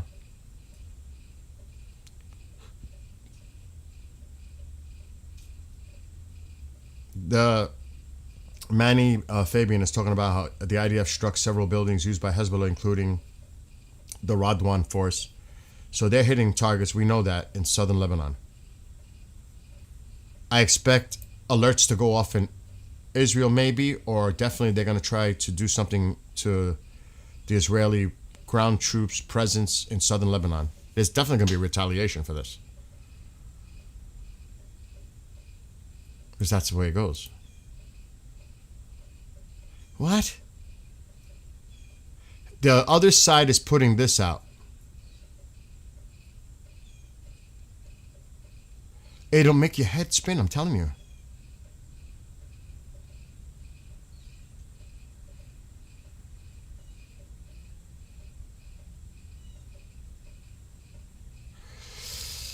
All right, so Israeli forces are in trouble, big time. This is what they're putting out there. Hezbollah has learned from the war between Russia and Ukraine and how to overcome Israel's drone detection and defense network. Israel can't see what hides from their radar. Israel can't electronically jam these Hezbollah small quadcopter drones that don't operate on any frequency, so they can't be jammed. Hezbollah dropped new combat footage of operations against Israeli forces framed explicitly as a response to the Israeli ceasefire violations. They are not violating the violations. You keep trying to push that narrative, but if that was the case, we would hear from the Lebanese government that the ceasefire has been violated. Only Hezbollah is claiming that the ceasefire has been violated because that's exactly what they want. And that's why the Lebanese government finally, the last few weeks, even on their state media, have said, we want Hezbollah out. We're done with Hezbollah. Get out. Go back to Iran. We're done with your presence bringing violence to our country. We want peace. We want prosperity. They want them out. So when they say this, it's coming from Hezbollah. Ceasefire has been violated. By whom? By you? By Israel? Is the Lebanese government confirming that the ceasefire has been violated? I don't think so. Because that was part of it. Bill, Fox News, breaking news. What's going on? Sweet, I said it from day one, for those that were here, from day one, when the slaughter massacre happened to the Iranian people, And we were all saying, when is the United States going to help the Iranian people? But before it happened, I said the United States' first priority is to keep that strait open under all circumstances. It didn't work out that way. They should have annihilated not just their naval vessels, but everything, including their small boats, whatever. Everything should have been annihilated. The priority should have been keep that strait open. Now, that's easier said than done because they have a lot of inland places where they can launch missiles and drones and all that. And then we didn't expect them to attack. This is another one. We didn't expect them to attack their Arab neighbors. Like, what? You was putting THAADs and Patriots and all these defense systems. You didn't think they were going to hit the Arab countries? Give me a break. Give me a break. Like a Kit Kat bar. That is the most nonsensical excuse I've ever heard. What's the breaking news, Jonathan?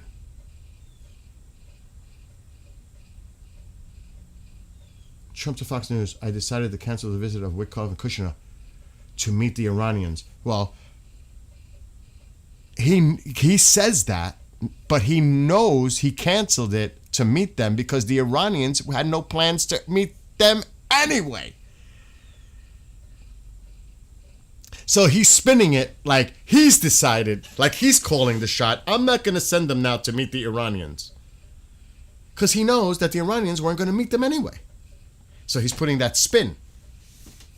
It was my decision that I'm not going to send Witkoff and Kushner there because we're not going to meet with the Iranians after all. No. It's because the Iranians were going to embarrass you if you showed up and not show up.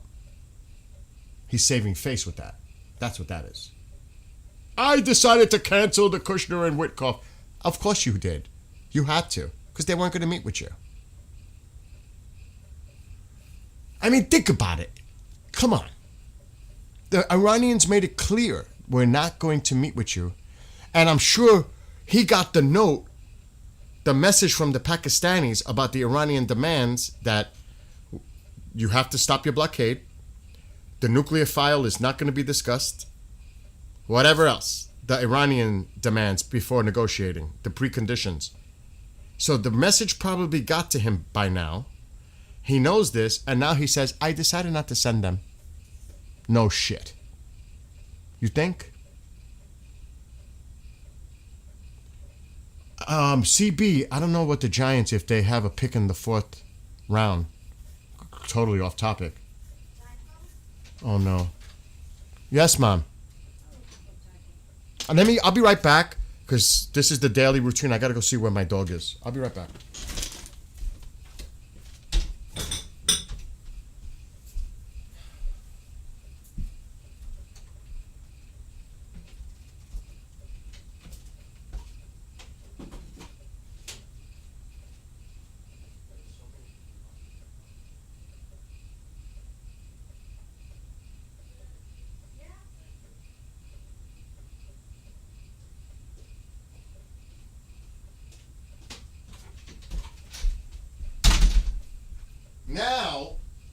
Now, as I throw wood into the fire, my wood stove, does this now put, figuratively speaking, wood into the fire now? Now we got to see what happens next. Now, let me ask you guys this. Are we going to hear? Because now, okay, let's just think about this logically. He knows there's not going to be no negotiation now. What happens to the ceasefire deadline? Does he now make a move knowing that there is no negotiation, no deal, no matter what happens? So does he make a move now, knowing that the ceasefire is a waste of time? Or are we going to hear a statement that they're going to extend the ceasefire because they're still negotiating with Iran to negotiate?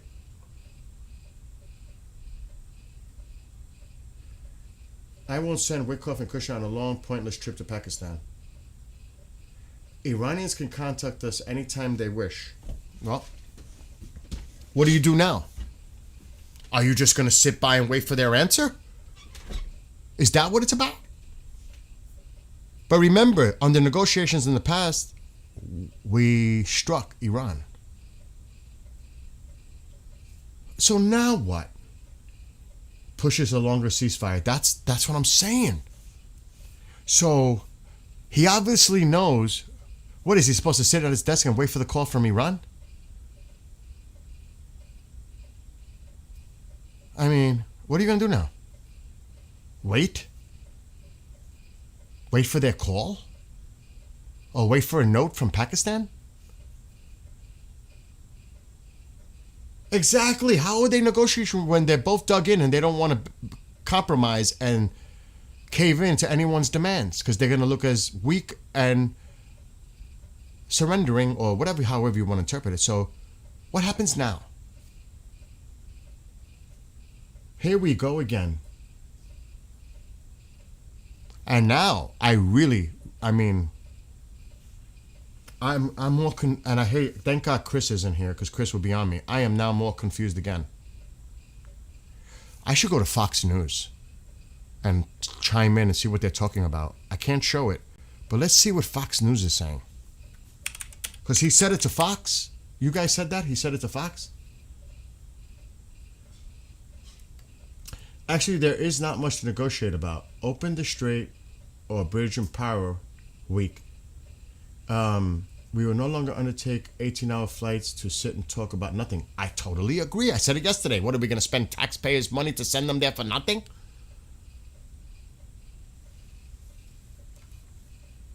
And that is a really bad idea, to go after their power plants. Really bad, because the Iranian people will turn on. The Iranian people call him Uncle Trump, I think. Oh no, that's the name they give to what's his face? Oh my God, I can't think of his name. Graham, Uncle Lindsay. Well, Trump. I mean, they praise Trump on the streets of Iran. If they hurt the people of Iran by doing anything right now, it's going to backfire in the United States. That could actually help the regime. The last thing you want to do is hurt the actual people of Iran, the civilians. That's the last thing you want to do. So that's not necessarily a good strategy, in my opinion, going after their plants. Go after the IRGC. Go after their leadership. Go after what's left of these clerics, mullahs, parliament, judiciary. That's what you go after. You do not have to go after those plants. Yeah, I think that's a really stupid idea. Personally, I think that's really stupid. And again, who's giving him that advice to do that? I don't think that's a good idea. I don't think the Arab countries are thinking that's a good idea either. And that too, Jonathan, that's a stupid strategy, in my opinion.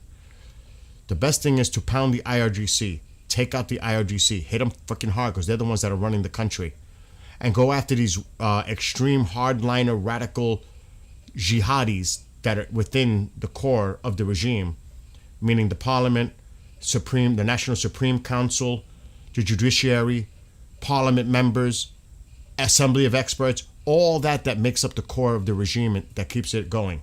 That's what I would do. Trump, we got to go to Fox. Wait, we got to go to live Fox. I have access. Let's listen to what the hell is going on. How come I can't sign in with my provider? Sign in with TV provider. Let's see what they're saying on Fox. Because it seems like Fox is on top of it.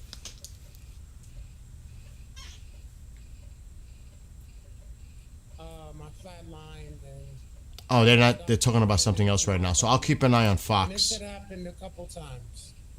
But it was this. It's Kaylee on right now. What time is it? Oh, the news should be on right now, top of the hour. In a few minutes. 3 minutes. McEnany is on the screen right now. But we should have the top of the hour news. Let's see what they say. In the meantime, while I wait. Israel is now attacking afternoon. That doesn't make sense. Israel is now attacking afternoon. The Hezbollah rocket and drone attacks into Israel over the past few hours. The ceasefire currently in place is only on paper. No, that's what your spin is. It is happening, but part of that agreement was that Israel would still be able to take on Hezbollah in southern Lebanon. So no, that's not part of the ceasefire agreement. So go take a walk. Stop twisting it, because that was what was agreed upon. They couldn't target Beirut. Excuse me. See, they're twisting it, that they're violating the ceasefire. They're violating the ceasefire. No, part of that whole agreement, the negotiations, was with the Lebanese government, with Israel. We are going to still continue to target Hezbollah in southern Lebanon. We will not target sites in Beirut, but we are going to continue targeting Hezbollah in southern Lebanon. So that is part of the ceasefire agreement. So they are not violating the agreement, because that's part of the agreement, that Israel can continue to hit targets within southern Lebanon against Hezbollah. South of the Litani River, like it's always been arranged, because that was a ceasefire that was arranged a couple of years ago originally, but Hezbollah filled that up again and did this. That's why this is going on again, because Hezbollah moved right back into southern Lebanon and did it all over again. So they're trying to spin it that Israel is violating the ceasefire. It says here, Israel is now attacking. It doesn't make sense how they wrote it. Their English, the use of the language is not great, or their translation through ChatGPT or whatever they're using. Israel is now attacking afternoon. The Hezbollah rocket and drone attacks into Israel over the past few hours. The ceasefire currently in place is only on paper. In your point of view, the IDF will continue to act with determination in the face of threats directed against the civilians of the state of Israel and the IDF's forces, and acting in accordance with the directives of the political leadership. Yes. What's wrong with that? Trump, no delegation in Afghanistan, in Pakistan.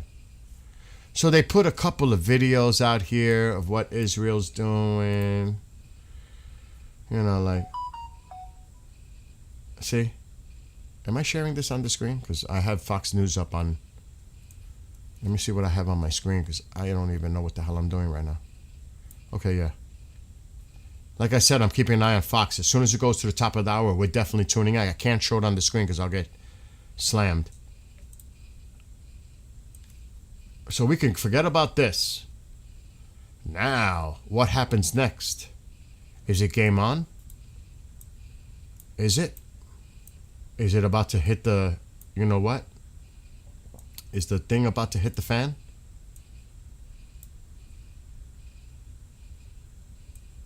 I'll tell you one thing. This just got a lot more active just from that.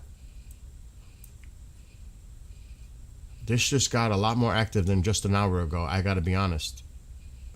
You guys were watching it. Those that were here. Okay, here we go. Time out. Breaking news. Trump cancels. Here we go. That he has unilaterally canceled Steve Witkoff and Jared Kushner's trip to Pakistan to meet with the Iranians. The president says it's not worth his people making the 18-hour flight when he says we have all the cards. He also told me the Iranians can call by phone anytime they want. Our Matt Finn is live in Dubai right now with much more on this breaking new information that sort of changes everything that we thought was going to happen. Matt? Yeah, here we are again. I You really just thought returned from Pakistan, where we were waiting for the second round of peace talks that never manifested. Our understanding was earlier in the week the vice president was ready and willing to fly to Pakistan, but the Iranian delegation was not ready to go at that point. Now today we were waiting for this second round of peace talks to maybe develop, because it was yesterday that White House Press Secretary Caroline Leavitt on your show, as you were anchoring, told Fox that Iran had asked to meet in person and that the White House was sending a delegation to Pakistan today, but it looks like that is not happening. Now, one thing the Pakistani Prime Minister's office is confirming, it says that the Foreign Minister Arachi did meet with the Iranian delegation today. They did talk about the, quote, current regional situation, so you have to imagine that would likely include the ongoing war. So it's possible there's a scenario where Iran relayed information to Pakistan that Pakistan will now give to the United States. Our understanding was earlier this week the U.S. delegation was ready and willing to go to Pakistan. They were again today. Now, one of the sticking points here seems to be, of course, enrichment, whether Iran is willing to give up its nuclear program, as the United States is demanding. Secretary of War Pete Hegseth and the president insist that Iran will not have a nuclear weapon. Another layer there is whether Iran will allow the United States to remove uranium, enriched uranium, from their country. Now, the Iran ambassador to India posted earlier today on the matter, negotiations can only lead to a proper outcome when our adversaries recognize our nation's right to the peaceful use of nuclear energy, kind of signaling there that Iran is going to fight for its nuclear program. Obviously, this is a developing situation. Aisha, you had an excellent chat with the president, confirming that the trip to the Middle East has been canceled, and we'll be tracking it throughout tonight. We'll keep you updated, Aisha.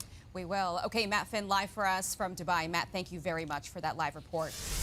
Well, let's now get to retired Navy Captain Brent Sadler. He is joining me now live in studio. Brent, we just spoke right before the show with this breaking news. The president saying over the phone to me that he's making this decision because he feels like an 18-hour flight, you know, sending his people there when he doesn't feel like they're going to accomplish much with the Iranians. When they, no, the Iranians it's that they're not going to meet with you. What do you make of that? Well, I think it's the right move. It's again, this is a negotiation that we're still kind of going back and forth on. The Iranians, I think, are trying to recover some form of leverage. I mean, this note that they brought with them to Pakistan was more like a list of complaints than a serious, like, opening our next phase in a serious ceasefire negotiation solution. So clearly, the diplomacy, I think, has run its course again, and it's going to probably require, and I think the time is ripe for another round of more strong or forceful diplomacy using the military hammer, the military tools. And I think on the Straits, that's their strongest leverage still, unfortunately. There's going to be a need for demonstration of American might and to demonstrate who really controls access through the Straits, and that's the U.S. Well, let's talk about who really we're negotiating with. I mean, it's hard to tell who's in charge of Iran right now in the IRGC. There was some reporting that the IRGC sort of pushed out the parliament speaker from negotiations, and the president has said over and over again that Iran's leadership is divided, that there's a lot of infighting, and we really don't know who's in charge. But Ghalibaf, the parliament speaker, pushed back on that on Twitter. He wrote, "In Iran, there are no radicals or moderates. We are all Iranian and revolutionary." That's an old and with post the already. Unity of the nation a few and days government, old. with complete obedience to the supreme leader of the revolution, we will make the aggressor criminal regret his actions. Who do you think, like, what do you think is going on inside Iran? Who is in charge? Well, that's a good question. I don't think it really should change or temper the approach the U.S. military is being put to use in the region. This is part of the design. When you want to try to provide an opportunity for the Iranian people to take back their country, there is going to be this fracture of the regime. And that regime, by the way, is probably less than 20% of the population. So when they talk about everyone's united, it's a fraction of the overall population that is fed up with this theocratic dictatorship and terror network that they've been living under for far too long. So we're moving these naval assets we have now into the Persian Gulf in the area, and now the Navy can go after these fast boats that have become a real big problem. Of course, the Iranian Navy is pretty much at the bottom of the sea, but you've got these fast boats that, you know, perhaps we could see them laying down more mines. There is the threat of that. This is the Secretary of War, Pete Hegseth, announcing it this week. Part of what the president is threatening is ensuring if there's attempts to recklessly and irresponsibly lay more mines, we're going to deal with that. It's a violation of the ceasefire. So transit is occurring, much more limited than anybody would like to see, and with more risk than people would like to see. But that's because Iran is doing irresponsible things with small, fast boats. So you're the expert at this, Brent. I mean, how is this going to work? Are we going to be able to patrol this very large Iranian coast? The short answer is yes, and we've had the capacities from day one to actually identify and go after those small boats. And for the viewers, look at the video that we've been putting out going after the narco-terrorist boats in the Caribbean. Venezuela. Think of those are the type of threats. They're not going to sink a tanker. They're not From going to day sink a one? container ship. They are a harassment. They can be identified and seen fairly early. Now we have more forces there, notably the Marines, because now that you can put Marines on U.S. flag ships, like there are 4 right now that could get underway with U.S. merchant mariners, you could put the Marines on board so that if, for example, these small boats or drones get close enough, well, the Marines have crew-served weapons to deal with that. We need to show a demonstration of American strength and that the shipping is not at risk. You should have shown this and from you'll see day the one. Insurance rates drop. You saw that when you had 2 destroyers early on when the blockade was first put in and the first round of negotiations, very clearly evaporating the Iranians' leverage there. It's time for that being done again. So we've got the military might, and we've Yeah. shown them what we can do and what we're capable of doing. But we're also showing them we can squeeze them economically. And some experts believe that this is actually perhaps the way that we're going to get them to cave. And State just put out that they are now targeting some Iran's oil network in China. Are we going to get them to cave by taking some of these measures, hitting them with more sanctions, going after their oil? I think so. I mean, this is the genius of the blockade, and that is, if it works, it applies economic pressure on the Iranian regime, and it forces more trade to the United States. It's long overdue that our allies and partners come and buy American energy instead of from very risky or hostile countries like Russia. So it works either way. Now, the Chinese are the ones that are the biggest and the disadvantage, and the Iranians are being pressured, I suspect, by Beijing, because Beijing is getting a large amount of its oil on sanctioned vessels, the Dark Fleet.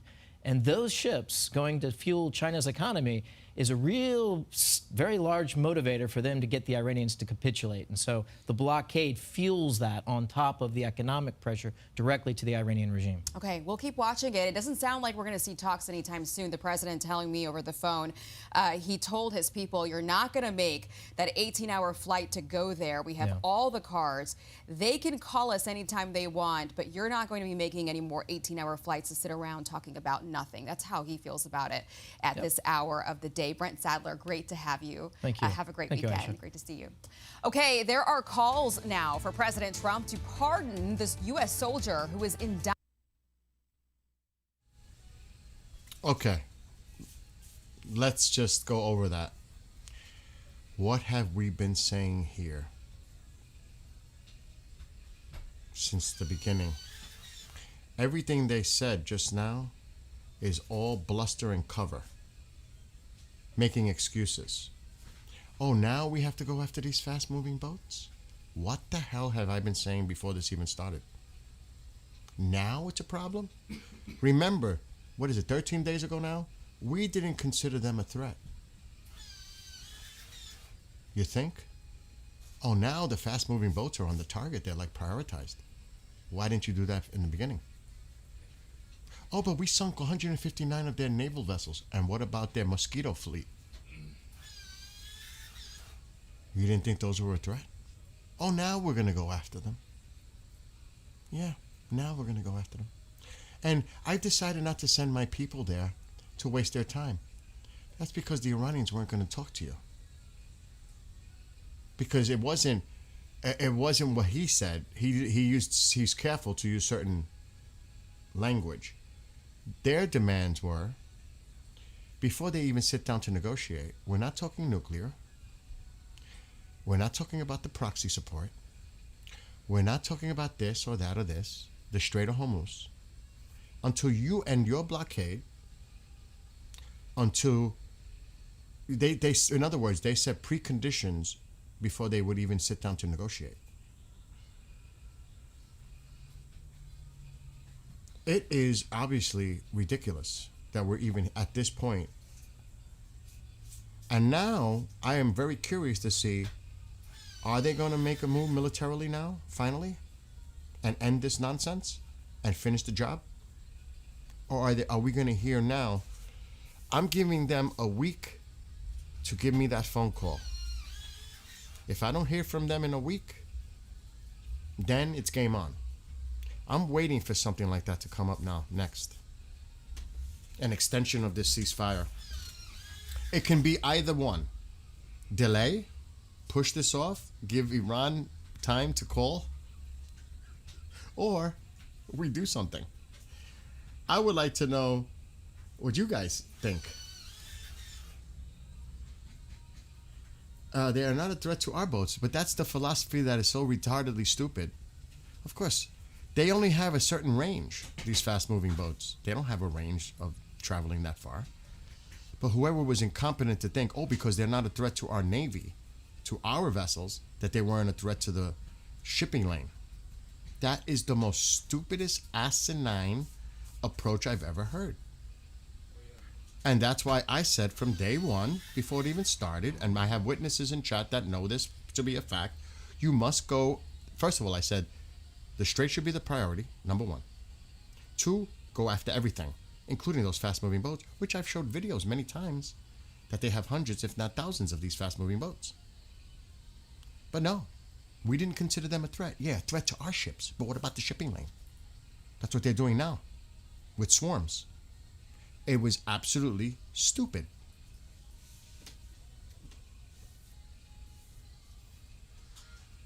The most stupidest decision I've ever seen. It's total incompetence. I'll say it again. Whoever made that decision, we didn't think they were a threat.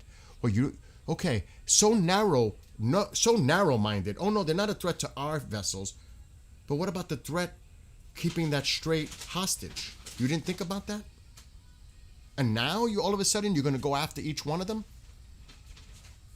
You didn't see that coming?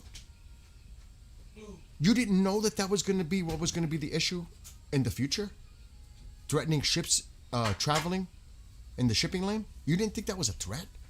What's the whole reason that the strait is closed? Oh my God. And again, honestly, a push to get other countries to help the security because we should be protecting the entire Gulf from tiny boats. That's a lot to bet on, and everything is hinging on your belief that other countries are going to come to assist you. Is that what you're hinging everything on? From a military strategic point of view? Or is that wishful thinking? You have to plan for everything. You have to plan that you're going in this alone and that you're not going to get any help. Not that you're going to beg for other countries to help you keep that strait open. That is retarded. Again, it's just the most insane thing I've ever heard. It's not our responsibility to police the strait. Then we shouldn't have started this war to begin with, knowing what that was going to jeopardize. Those countries didn't start this conflict. We did. It's our mess. We created this mess. Everything was fine before this started. No problems in the strait, traffic. We created the mess. So we expect others to help mop it up and clean it up for us? What we started? Really? It's not our problem. So if that's the case, we should never have started at the beginning, because that's not our problem. Iran is not a problem. The Middle East is not a problem. We should never have even started this to begin with then. It makes no sense. And I understand how people want to deflect and blame others. That's a total defense mechanism, to deflect it on others when it's your responsibility. You started this. You should have had a better plan. And now you want to blame other countries for not taking responsibility and policing the strait? No. No. Absolutely not. Now, do I believe they should be involved? Absolutely. Do I think Starmer is weak, and Macron and all those other countries? Of course I do. But despite that, I mean, stop making excuses. Stop making excuses. The situation is what it was. And we knew this going in. At least I hope we knew the risks going in, what was going to happen. And that's what drives me nuts. Because it looks like whoever decided to do whatever here absolutely screwed it all up. Now, forget about all that. Let's see what happens moving forward. That's what I want to see now. how this plays out moving forward.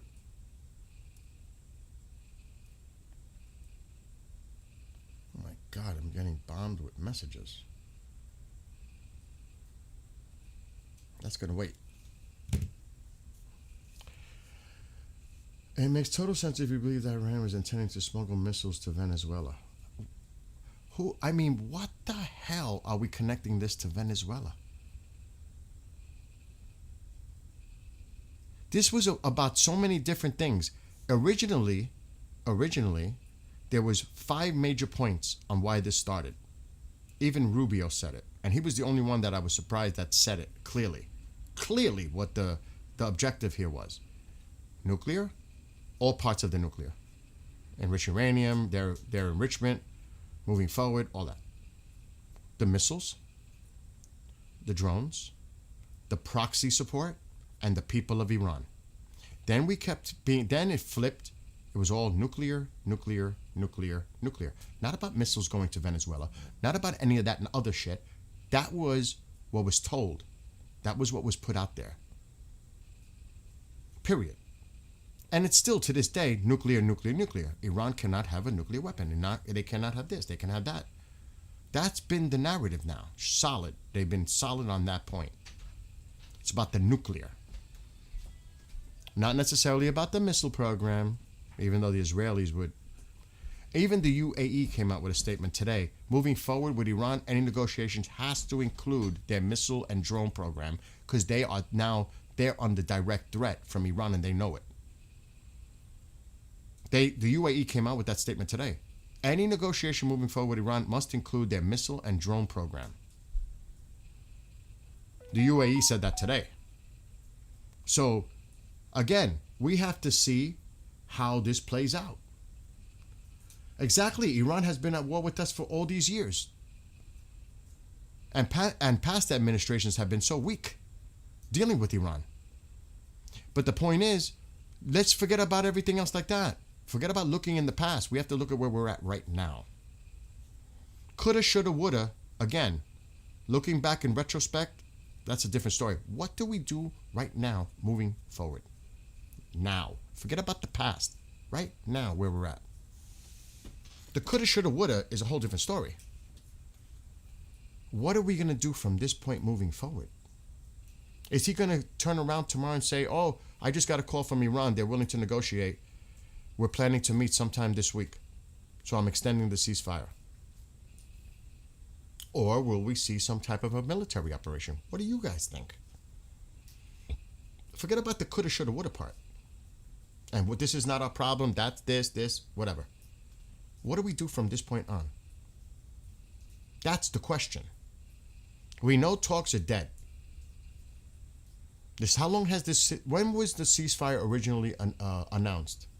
How long ago was that? All this time passed by. How long ago was that?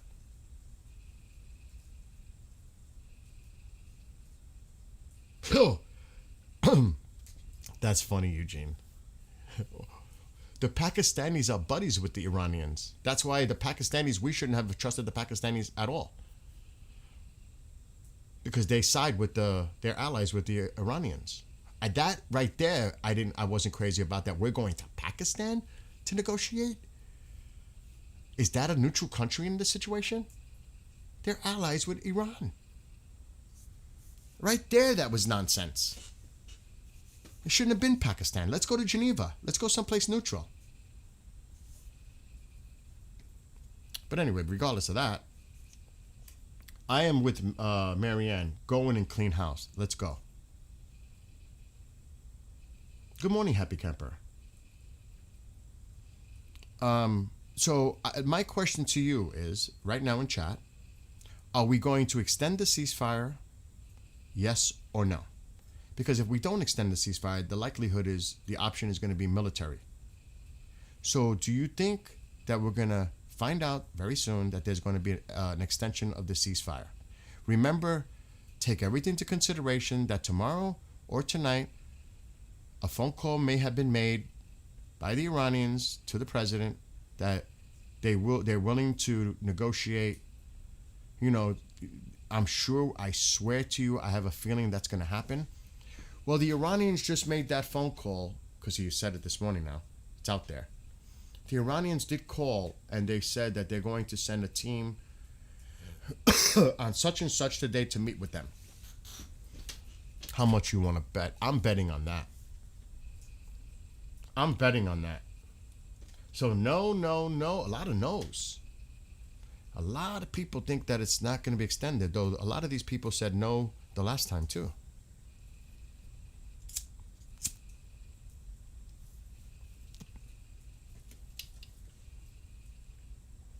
Last time this happened, bang, that's not true, because how many times has this ceasefire been extended? That's not true. The last time it wasn't bomb away. No, it wasn't.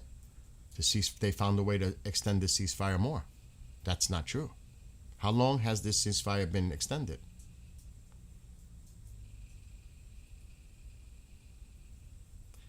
A strategic pause retreat. How many times are we going to hear that, Daryl, as an excuse? Meanwhile, Iran is also taking advantage of that situation too. It works both ways.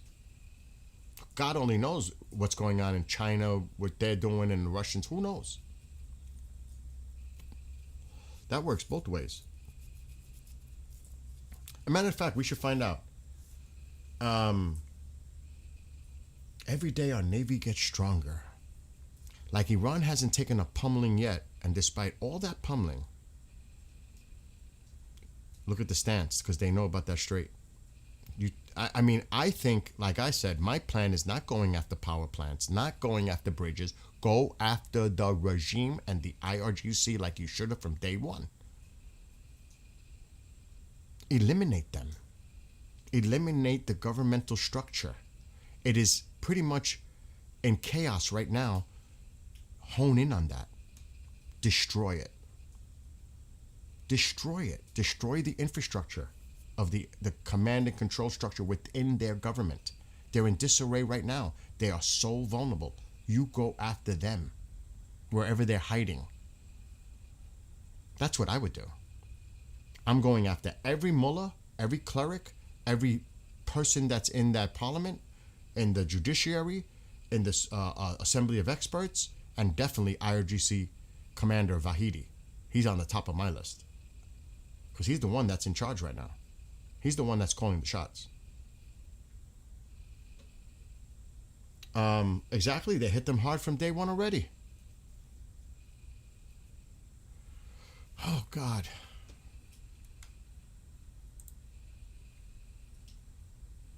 And let's see what happens. I have a feeling somehow, and I hope I'm wrong.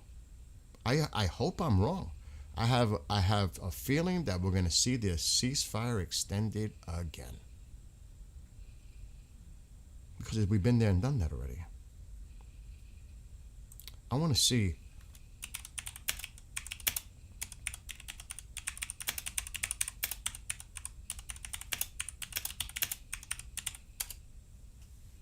We got 3 carriers there.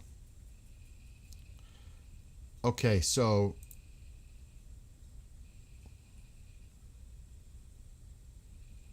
here we go. On April 8th, U.S. and Iran agreed to a 2-week ceasefire mediated by Pakistan.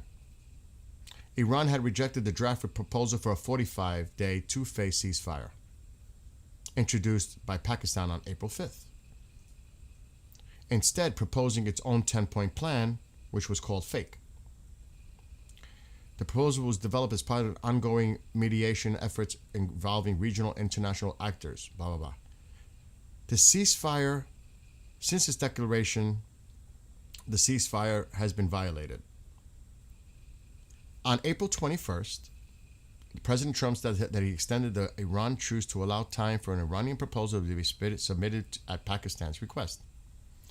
On April 22nd, U.S. officials said that Trump had given another 3 to 5 days to engage in negotiations and resolve alleged infighting within the government before resuming attacks. So the ceasefire has been extended. First, it was a Monday that was supposed to expire after the 2-week. Then on that day, it went to Tuesday at 8 p.m. Eastern, and then it was extended 3 to 5 days more, which means tomorrow. It's been extended. By whom?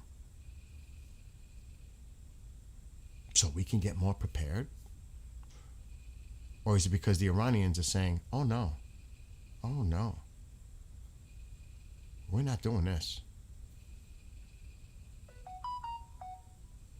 I mean, and yeah, they're losing a lot of money per day. Do you think radical, jihadi, extremist, survival mode, martyrdom is what they want, cares about that necessarily? Do you think they were not preparing for the event, that they were going to be economically in a collapse situation before this even started? And you don't think they're ready? You think they care about the Iranian people suffering from the economic woes? Really?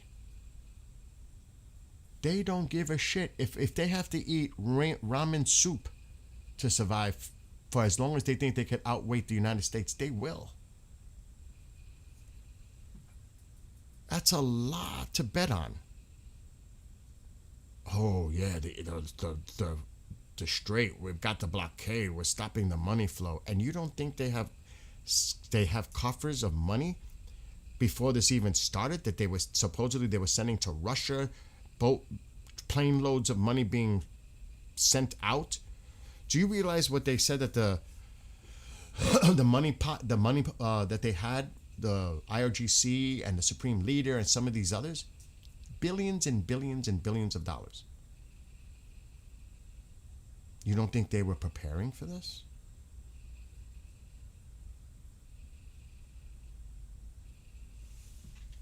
So don't overblow the importance of what the blockade is doing economically. Don't count on that too much. It's definitely having an impact, but if you're hinging that they're going to collapse because of it, that's a lot to bet on. And I maybe it will work. Maybe it will. Right now, it doesn't look like it's going to work. They couldn't use the money if they wanted to. That is not true. Are you kidding me? You think that legitimate banks is the only way to funnel money? Really? You're not that naive to think that because the banks have been sanctioned, that's their only way to get access to money? Really? With the way things are so corrupted and black market and under the table, you don't think there's other ways for them to access money? Come on. Oh, but their banks have been we sanctioned their banks. We shut them down. We're hitting them economically. We're doing this. Really? And you don't think there's other ways to funnel them money? You don't think they're getting support from the Chinese? And others? Your ice cream is in this freezer, not the other one. Exactly, CB. But there was talk yesterday they were going after their cryptocurrency. They did target their cryptocurrency. I think Besson said that yesterday. But to think that they don't have access to funds or getting paid in certain ways without going through the bank system? Come on. I mean, they were sending plane loads of money to Lebanon for Hezbollah. What freezer? Did that go through a bank? Excuse me 1 second. Tusi's on. I'm going to go watch Tusi in a little while. The same way we heard about the plane loads of money being sent by Obama to Iran, you don't think Iran is sending plane loads of money like that's been reported, that was sent to Lebanon to support Hezbollah? Come on.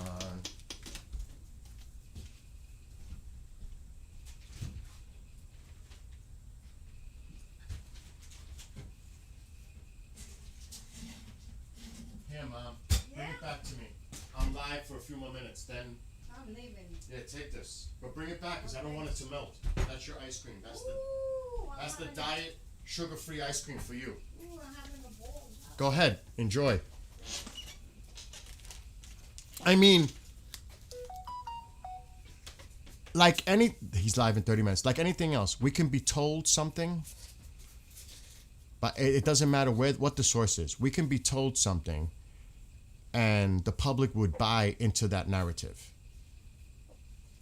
Because we're being told that. Is that the reality? It could be partially the reality, but is it the absolute reality? That's the question. Oh my God, Mom. So, I mean, again, that's a lot to bank on.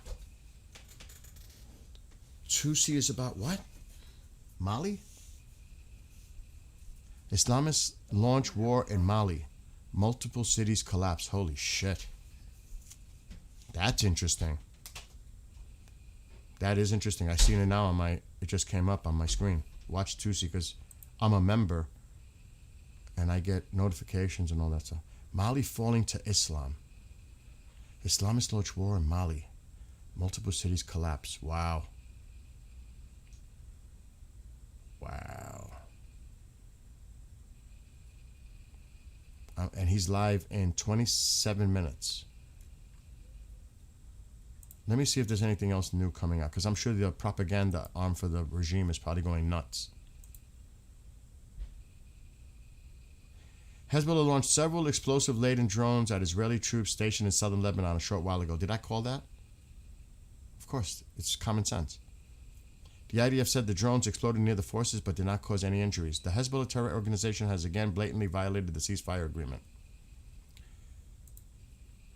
And here are the other side. No talks with Iran this weekend. Trump canceled Kushner and Witkoff trip. We have all the cards. No more 18-hour flights. Steve Witkoff and Jared Kushner are still in Miami with no progress with Iran being made at this stage. President Trump, I don't see any point in sending them on the 18-hour flight in the current state of negotiations. It's too long. We can just as well do it by phone or Zoom. The Iranians can call us if they want. The regime is laughing about this right now on their social media platforms. They're mocking him. I'm not going to get into details.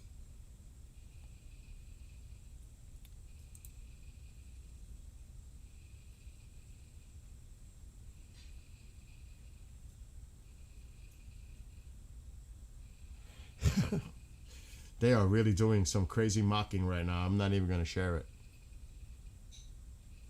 It is crazy.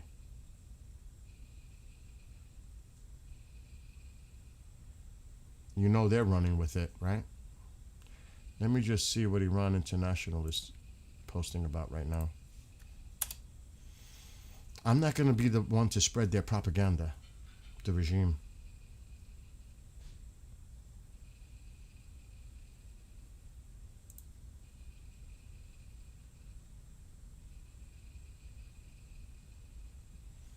So now we're going to sit by and wait for them to call? He has to stop repeating this the fact that there's infighting and confusion. Right now, I think they've leveled that out. They said that Galibaf was forcefully put out. We predicted that here. I think the power struggle is now done, and the IRGC is in control. To keep saying that there's infighting and confusion, I think we're past that now. I think we know who's leading the decision-making in Iran, and it's the IRGC. So we can't keep hearing this over and over again. That's old news. The infighting did happen. I still want to know about that secret letter that was written by some members to the alleged supreme leader, and then it was leaked to the other members in government, and they found out, and that's why Galibaf got reprimanded and no longer on the negotiation team, because they found out that he was trying to undermine everyone by trying to contact and communicate with the alleged Mouse Jr., who is allegedly still coherent, which I don't believe that either. That they secretly, a few of them, signed a letter to him, but then it was leaked to the others, and they found out, the hardliners, and they said, what the hell is this? What were you trying to do? Communicating directly with the supreme leader without us. Like they were doing some kind of secret negotiation because they wanted to meet with the United States because of the dire situation that's going on in Iran, and they're really concerned about the future of the country. But then they found out, and now the IRGC said, that's it. We're taking over now. Enough is enough. So whatever that power struggle that was going on internally we're past that now. It's pretty clear that Vahidi is leading the decision making. I don't know about the supreme leader, but it looks like the IRGC is now calling the shots. That's my assumption, and I've been saying that for a few days now. So to continue saying the same narrative that there's infighting going on and confusion, yes, there was. But I think now, after all that, we know who has taken charge. Obviously, if the meetings didn't happen, it's because the IRGC said, no, we're not talking nuclear.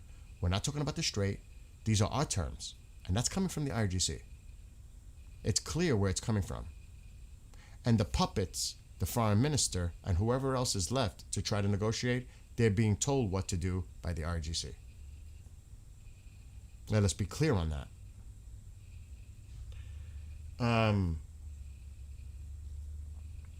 Yeah, that's crazy. Again, how long can we go with that narrative? Trump, the Iranians don't know who is in charge of the country. Oh, they know. Oh, they know. They know now. They know now who's calling the shots. It's the arm. It's the military. Even Tusi said it. He said it too. It's like Tusi and I, like we're thinking alike on this. It's definitely IRGC. It's Vahidi. Or he says Vahidi. I know I'm pronouncing it wrong. It's definitely Vahidi. Revolutionary Guard, we affirm the readiness of the armed forces across all fronts to confront any type of hostile action. But they've been saying that forever. RIA, we really prepared money cards and many, many more ways to easily get money without a bank account. Of course there is. Of course there is. That's what they want us to hear. That's what I'm saying. That is true. That they're hurting them economically with the frozen assets, the bank accounts, all that. But that is not the only way as a resource to gain money and funds. Think of it this way. How many people in the United States work off the books and avoid taxes? There's no other way? Think about how many ways of corruption there are. Here, money laundering, everything else. You're telling me that can't exist over there because we closed their banks? Are you serious? I mean, seriously. That is the most naive, gullible stupidity I've ever heard. That's so one-dimensional thinking. Oh, they must have no access to money. Their banks have been sanctioned. They have no money. When there are other groups that want to keep that country going and that regime going behind them, they'll find a way to get their money and keep them going. Just like the Iranians support their proxies, there are countries out there that will support Iran to keep Iran intact. Now, what we should be paying attention to is that money line that's coming into Iran. All the money that they already had that's hidden in their coffers, preparing for this event. They don't care about the people of Iran. They care about their own survival. They couldn't care less about the people.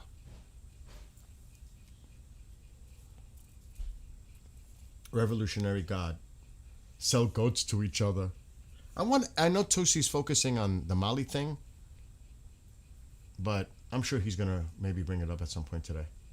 It is best for the Americans to accept reality and not make themselves a plaything in Netanyahu's hands. Well, they're always going to use Israel. What their plan is, they're trying to create a rift between the United States and Israel, and of course the public sentiment here, and make Iran. Israel's always been deemed the enemy. They want them utterly destroyed. They're always going to blame the Zionist regime. So they're trying to create that discourse. They've always tried to create that discourse.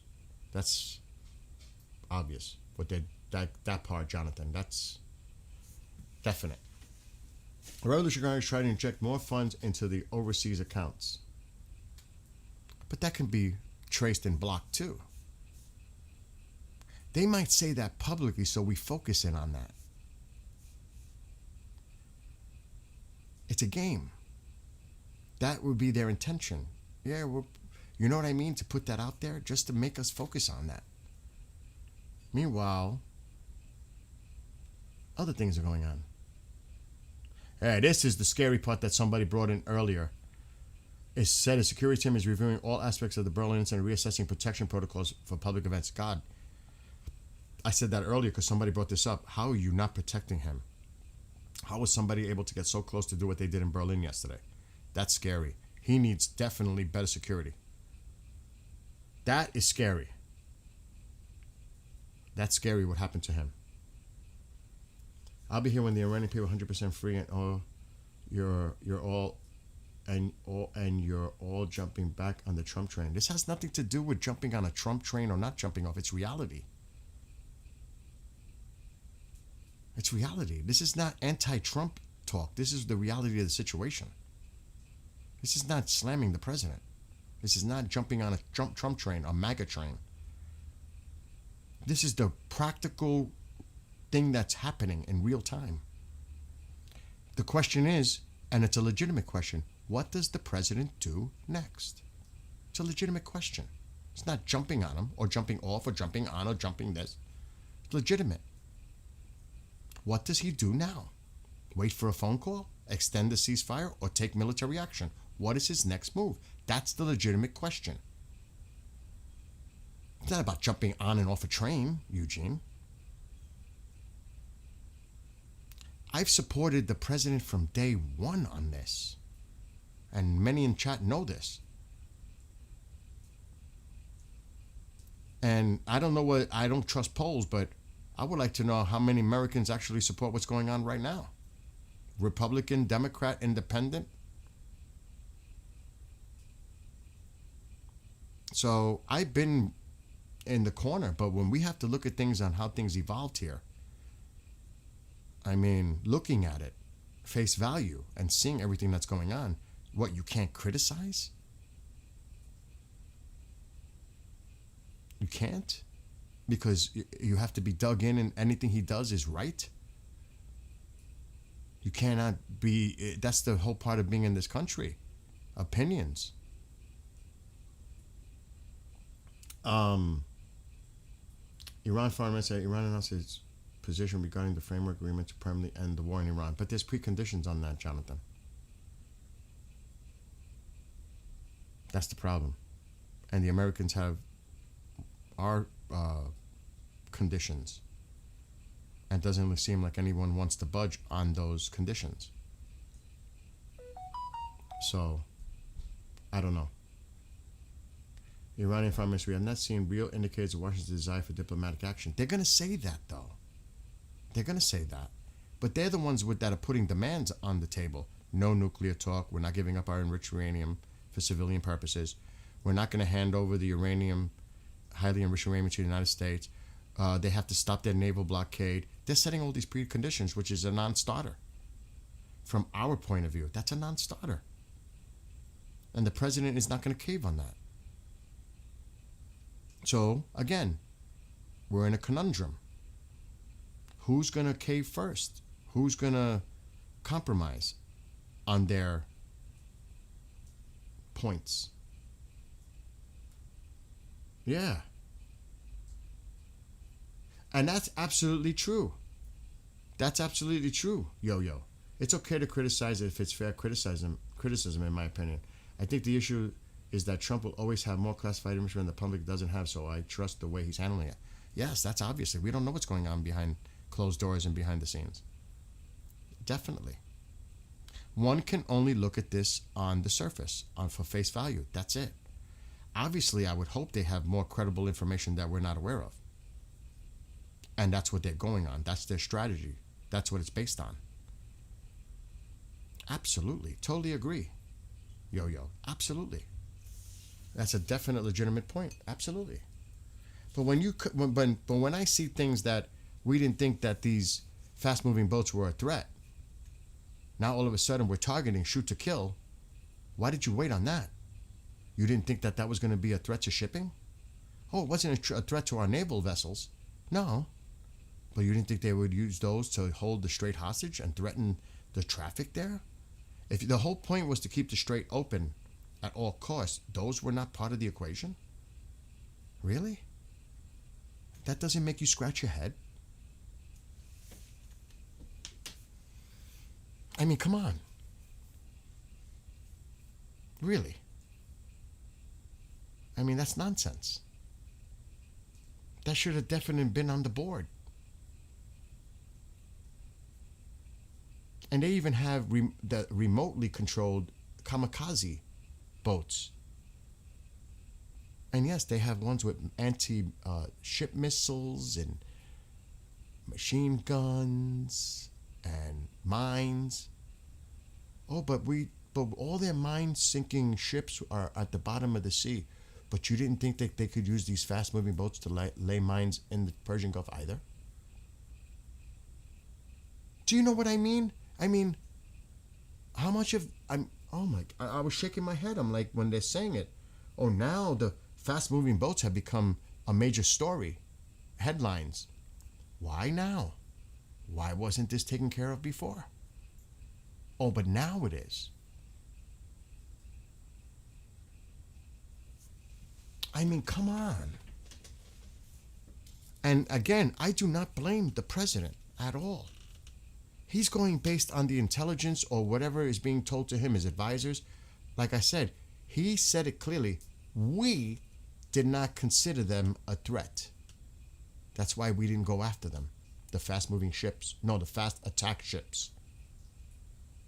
Who is the we? I keep saying that. Who is the we? Who is the one that is advising and telling the president? The president is going based on when he's in these briefings, these intel briefings, he's being told certain things. And, he's listening to everybody, but it seems like there's a specific person or persons that he's really listening to. I don't know if it's Stephen Miller. I don't know who it is. But obviously, I don't know if it's Hexeth. I don't know who it is. But someone is got to be pushing this narrative and is helping to steer the president's decision making. You know what I mean? And that was another thing, Gitmo. They made too many mistakes, like sending arms to the wrong faction courage. And what did they end up doing? Selling them. Yes. That was a big mistake too. Sending arms to the wrong group that didn't get to the people on the ground in Iran that were actually going to be for the resistance. That didn't work out too well. That's another great point, Gitmo, that you brought up. What about that? Oh my God. But regardless, mistakes, it's not a perfect situation. Mistakes are going to be made. Again, armchair quarterback, looking back in retrospect, you can criticize all you want. Coulda, shoulda, woulda done this, coulda done this, but forget about all that. What do we do move forward right now? What are we going to do moving forward? 3 carriers, the Boxers still coming. Like, we don't have enough to do the job right now? What are we waiting for?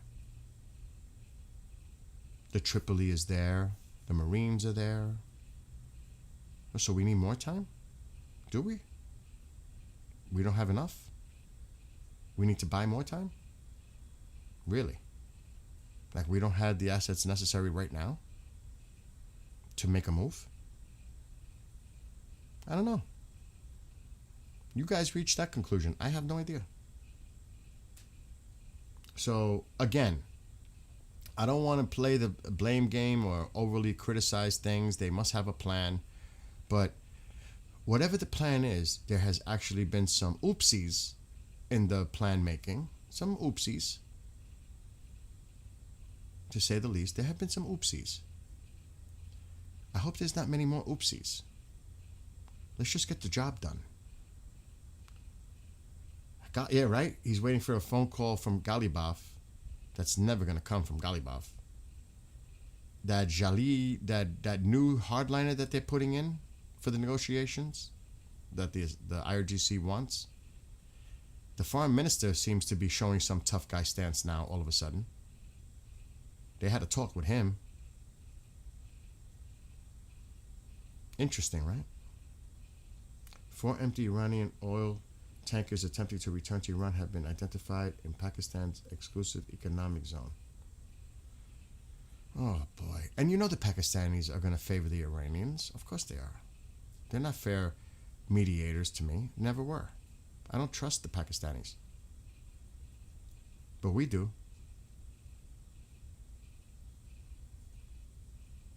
I don't know. Anyway, how long before Tusi? Anyone? Tusi? I'm going to go watch Tusi. I did not delete them. You see, my hands are folded on my... It ain't me. My comments are automatically being deleted. It's definitely not me. I don't do that. Do you ever see me really ban people's comments? Do you? You don't see banned by skill... removed by Bill's... I mean, not Bill. Skywatcher Gaming. You don't see that. Not me. Yeah, it's definitely them. It's definitely them, Eugene. Definitely, you're right. It's them. Whatever you're writing, it's them. It's not me. And that's unfortunate because that's censorship. People should be given the opportunity to speak their opinions. I ain't with that at all. How long before... Let me refresh this. How long before Tusi? What happened in Berlin? Reza Pahlavi spoke there to members of their government officials, and while he was going in, someone threw what looked like a container of tomato juice or tomato sauce or something, and it hit his back, and it was on his neck. Close proximity. What if it wasn't just a simple object being thrown at him, and it was something else? The security lacks bad. We know about this. This is old already. Look at Macron. Makes me sick. Him and Starmer make me sick. And the president is definitely right on that. No doubt. I am with him on that 100%. Weak. At 1? Oh my God, Tusi's going to be on now. So, 7 minutes. I'm getting off now. I'm going to go watch Tusi and take a break. So, hopefully the president makes the decision. And I like I said, I think a lot of you think that it's going to happen. Some military operation. And I don't wish... I'm not a warmonger. I hope the president decides enough is enough. I've had playing these games. They can call me after we smash the shit out of them. I'll be waiting for their phone call when they're begging to surrender then. I hope that the president decides to take military action and just go after them. Heavy. Big time. Big. I hope they go after, again, I'll show it one more time because I want to get off. Because Tusi's going on. I hope they go after this. Where is it? Right here. Please. Forget about the power plants and all that other nonsensical talk. Go after this. Go after the upper food chain here right now. Go after them. I don't know about this guy. I don't know if he's even alive. Go after them. Hit them hard. They're running the show. Go after them. Their leadership, as much as you can, go after them. This hardliner, you have to see the comments that they make daily. Go after this. Go after the Supreme National Council. Go after this. Go after this level. What you're dealing with right now is down here. Go for the top. Take these fuckers out. Weaken them. Make it so that as bad as you say that there's discourse and disarray and we don't know who's running the country, well, target this. Go after this heavy. Then you may see the true collapse of government in Iran and give the opportunity for the people of Iran to take their country back. That's my strategy. It's always been my strategy from day one. Go after that upper echelon. Go after the top of the food chain. And then work your way to all of these. Go after them. Take them out. Hard. I know the Israelis have them on their list. They're just waiting. Israel has the right idea. Go after their true leadership and what's remaining of their core. You destroy the rest of this, they will collapse. The strait could be open tomorrow because their leadership is gone. There's other ways to do this instead of sitting by and waiting for things to happen. Go after them. Go after them. Go after them. Go after them. Go after them. The upper chain, go after them. Create that instability that exists right now and destroy it. You'll see how fast this collapses. That's my philosophy. That's my way of thinking. I'm going after this. Hard. Wherever they are. Wherever they are, I'm going after them. That's what I would do. Anyway, Tusi. Live in just literally a few minutes. So I may be back later. Everybody, God bless you all. Love to all of you. Be well, be blessed, be safe. And we regardless of our difference of our opinions, we have to stick together and support our military. And yes, despite our opinions, support our president and whatever he decides to do next. Regardless of our opinions, I've always had that philosophy. I back my president. He is our president. You may not like him, you may love him, but it is very difficult for this man. Can you imagine putting yourself in his shoes, making the decisions moving forward? I wouldn't want to be. I'm not envious of his position right now. It is not easy for him. Think about that. Just think about that. Put yourself in his shoes. What would you do? I don't think many of us will want to be in his shoes. And any of that position as commander-in-chief. He's got so much responsibilities on his shoulders, especially the responsibility of the men and women of our military. The interests of the United States. Anyway, God bless everyone out there, our military, and yes, God bless our president, and God bless the United States of America. Till later, exactly, pray for him, and that's right. Totally agree, Yo-Yo. And all the innocent civilians out there, no matter where you are. Especially in this specific region. So again, God bless you all. See you all later. Time for Tusi. Lunchtime with Tusi. All right, I'm out. Again.